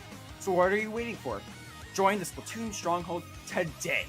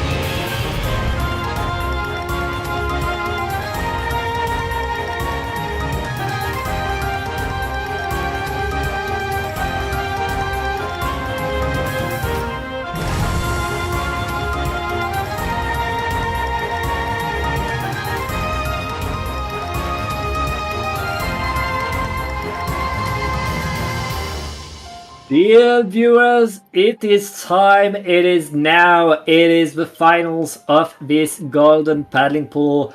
I am losing my marbles versus Celeste is going to be your final game. I am Pat here with Genie, ready to cast this end of this wonderful tournament. Genie, what do you have to say? How's it going? Oh, great. I'm having a blast here, Pat. Great to be back on the mic with somebody as skilled and as talented as you are. Nice to know that there's always a chair at the Dapple table, which I've been at. Oh. Every time we go up further, Pat, in the numbers, it reminds me of how long it's been since I actually won my paddling pool. I'll give you the heart back. Paddling pool 7 was eons ago, bro. Well, some time ago, but you still have the fight in you, I know. No, the fight in me is commentary. That's the fight in me. Yeah, but the game is starting, and we see Yoshao being on the Zap. It's Tofu that's going to be on the E-liter. What? Is that... We're being trolled, right? Yeah, we're being trolled. I don't know. I don't know. I mean, right now, these teams are fighting, and let's see how it goes. It looks like Tomic is getting in with the roller, and honestly, like, that small buff onto the big bubbler, it has to profit the roller more than any other weapon. Yeah, the roller loves having that little buff. Pretty major one, actually. They're gonna get one, but are gonna get taken out from the side there. And no, we are not being trolled. Because Tofu is also a charger player. So we've got two charger players on the same team. Yeah, and right now Celeste finally in control. Again, it's all about the oppressive power that Range Blaster can have, especially paired with a pencil. Right now, Mankey getting in with a crack and forcing all of the marbles to go all around. But ooh, what a fight! 2 versus 2 right now. Celeste looking to just keep the zone a little bit longer, and Phoenix is in position. Beautiful. Getting ooh, that the beacon. The beacon has a wall. There's no way that the beacon shoes work. Somebody watch the Squid Kids video from 2016, bro. A lot of extremely good placement of a beacon. Use it to their advantage. Unfortunately, Celeste still wins the game, but I will hype up that beacon play like no one's end, bro. Holy moly. Not enough. Can't. I mean, can use it as a wall. Can't yet throw it onto the zone to paint it, and that's what they needed. They didn't have that. Oh, they weren't able to get away with it on being able to throw it. But hey, we are going to be going to Zone's Hagglefish, which E-liter is. We've seen it there a lot, so it is a good weapon. But yeah, this play, bro. This play. Phoenix. That's Phoenix. That's one of the best players in all of Europe, bro. Right there. Yeah. Getting destroyed by an E-liter via beacon. I mean, don't underestimate a good backline. They know where the splasher shot wants to go, and they know that. I mean, they have a good aim. These type shots, they can splat you pretty fast. Now on Hagglefish, Tofu will have a bit more space on top of that glass tent. They should be able to set themselves in position. But that being said, Celeste took control and kept control of the zone right now. I'm losing my marbles. They need to find a way in onto that Celeste team, something that the previous team, Golden Hour, was not able to do, and now Celeste really looking incredibly strong because nobody's able to push onto them. No, they aren't. It's the other thing is, Pat, we gotta worry about. If I'm losing my marbles, is as much as E-liter is better on this map, the better your weapon is, the more people know how to play against it because they see it more often. It's like, as much as Moray Towers was great for E-liter, everyone knew how to play against E-liter on that map. So, same thing with Hagglefish. Everyone knows how to, but the thing is that, can you? Because knowing how to and doing it against players that are just that good, somebody that, like, I can throw everything in the kitchen sink at you just to make you move backwards, is good and all, but those E-liters are also used to having the kitchen sink thrown at them. Oh yeah. I wouldn't recommend throwing a bathtub at them, because Bull Blobber is not all that good against E-liter. But the kitchen sink, we don't have that in the game yet. That being said, there's a new thing that's thrown at the Chargers right now, and that's the custom range blaster. You have to watch out for it, and right now it's all on. I'm losing my marbles to really be able to stop things. Zenith bringing the squeezer, the force squeezer right there is going to give a little bit more space to losing my marbles, which on this map is a pretty good idea. Yeah, I do have to say that's a really good pick because that screen going through the zone can do a lot of work. Because Zuka on this map there's a lot of areas that it could be very good in. There's also a lot of areas that could be very lottery-esque. Yeah, I think we should note still, Genie, that there's an Eliter and a Squeezer on this team, and there's Yoshel and Atomic, and they're not the ones playing this. Wait, you sure? I thought Atomic was the one who was on the roller. No, yeah, Atomic's on the roller, but Atomic's the Squeezer main. That's right, not the Squeezer, you're right. Yeah, because Atomic's the other weapon, the Squeezer, I forgot about that.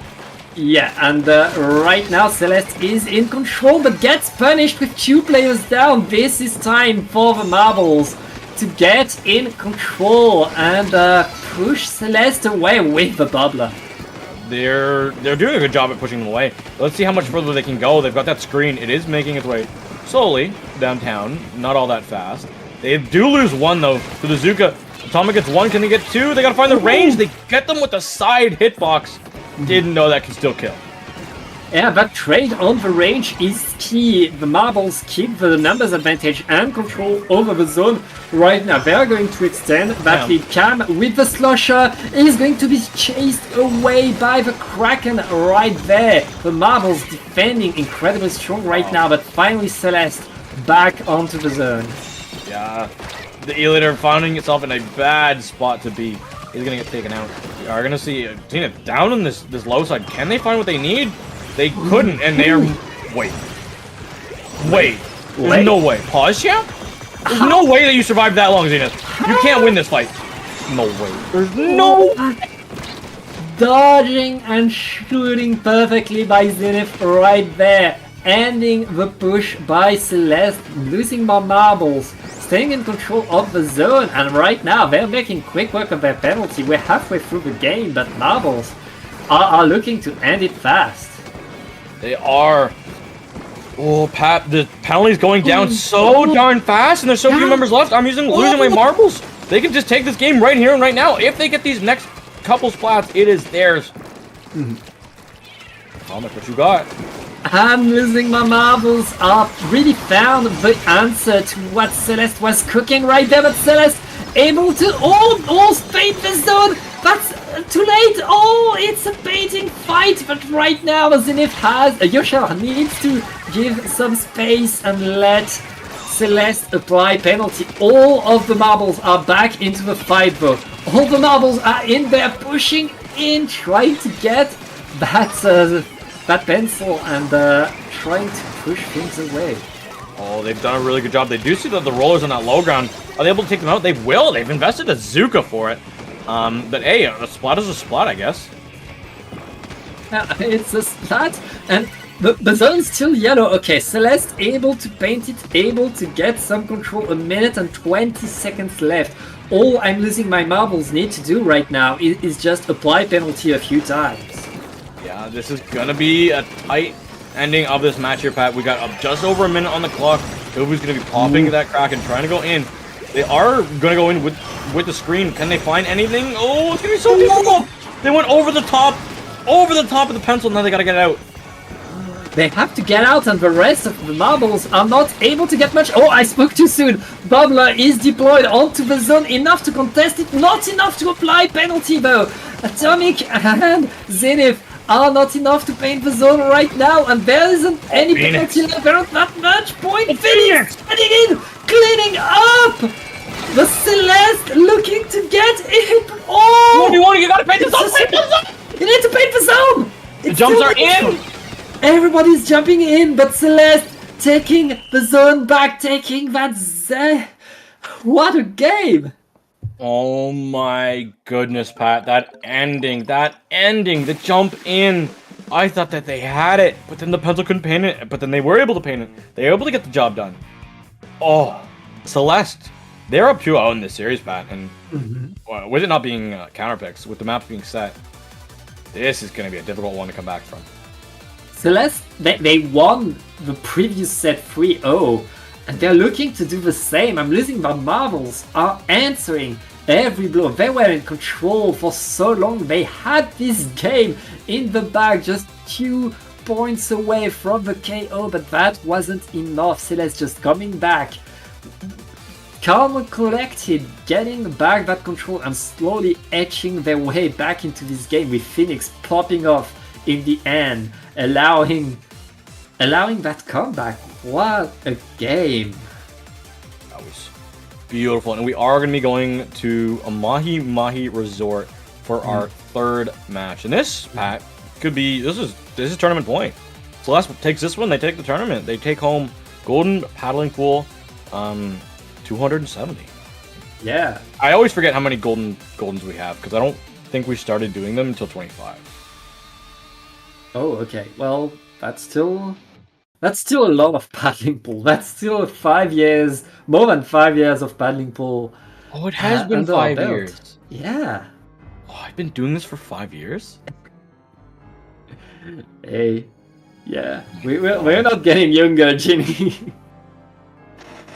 We're not getting younger, but right now we're about to crown a new champion, unless I'm losing my marbles. Has anything to say about that? Celeste are looking to just destroy everybody. The next map shall be Mahi Mahi Resort, and yeah, this is match point. This is tournament point for Celeste. Yes, and let's see what we got. Both teams rocking similar comps, just different screen weapon for Zenith. It's a vanilla range blaster this time. Oh, hey, yo, you're right. I don't know. I do have to say Kraken isn't all that great on this map because there's areas that it can't get to. Yeah. But opting for the Wavebreaker and the Suction Bomb, I always prefer Splat Bomb. A suction on the ledge is always a danger. It's also good. Like, both of these bombs are good. And right now, both teams just fighting it out for mid. It's still that fight for range blast. I know. The main weapon is still so good. I know the roller. You punish the roller a lot more with Wavebreaker. It's one of those weapons that gets shut down by Wavebreaker. Because if you don't get hit by it, you have to jump. And if you're sharking, having to jump is just outing your position. Yeah. And right now, Celeste in control. The marbles are activating the Tacticular now and trying to get in, but they lost 2 players. The push hasn't started yet. Zenith trying to drop, trying to get anything with that girl. That's not going to work. And Celeste are staying in control right now. They're getting splat zones right now. They're just like every splat that they get is not helping them because of the fact that the other team's cooler is available. They need a miracle, and they need it now because they've lost too many players here, Pat. Can they get the range? They can, but like they've lost everybody. Now it's just a Tommy. Now it's just Annihilator. That's it. It's over. Celeste, grand final winner. Boom. Over. Wow. Done. Go home. Good night. Celeste shredding right there. We saw them in semifinals 3-0, in finals 3-0. What a team, what domination by Celeste. They get their golden badge and they can wear it proudly because, they destroyed right here. They did. They're nothing short of destruction. Congratulations to Celeste on winning the tournament. That was fun. They speedrun winning these finals, GD. That's really, really impressive on their side. Congratulations to Celeste, and that means that's the end of the tournament. Yeah, that was just beautiful. There's nothing else I can say. Both these teams had great runs, but Celeste was just that much better. Yeah. Really showing the control, showing the power of the blaster in this tournament, and putting themselves on the map, reminding us, they're a top team. They're a top contender in most tournaments. They're going to go into, and that means it's the end of the tournament. And it's time for us to thank you for watching and say goodbye. Oh yeah, we gotta do that. Before we go, Genie, we have to plug ourselves. It's our duty to say where we can find us. You can find me at Genie7. That's GEENIE7 _ on Twitter, no _ on all other socials. I haven't done anything in a while. I'm back, so follow my Twitter to keep up with the interesting things that I'm doing in Splatoon. Because hockey season's over. I'm not watching playoffs anymore. Well, my team's hockey seasons are over. Yeah, well, you can find me at BattleTom. It's written on your screen on here.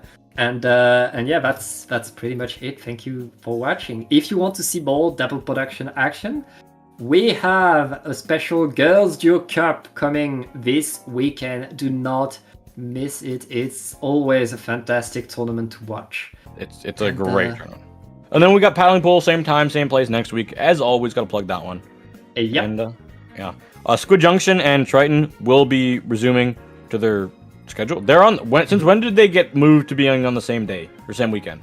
It happens, sometimes they get a line, and they've been aligned for a few weeks now. Oh, they have? Oh, that's unfortunate.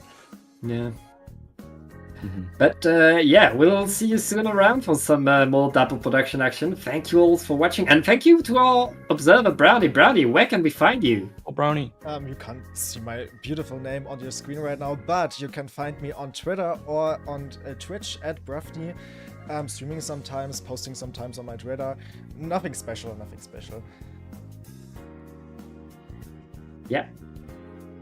Thank you very much, and thank you all for watching us, and we'll see you in the next one. Bye-bye!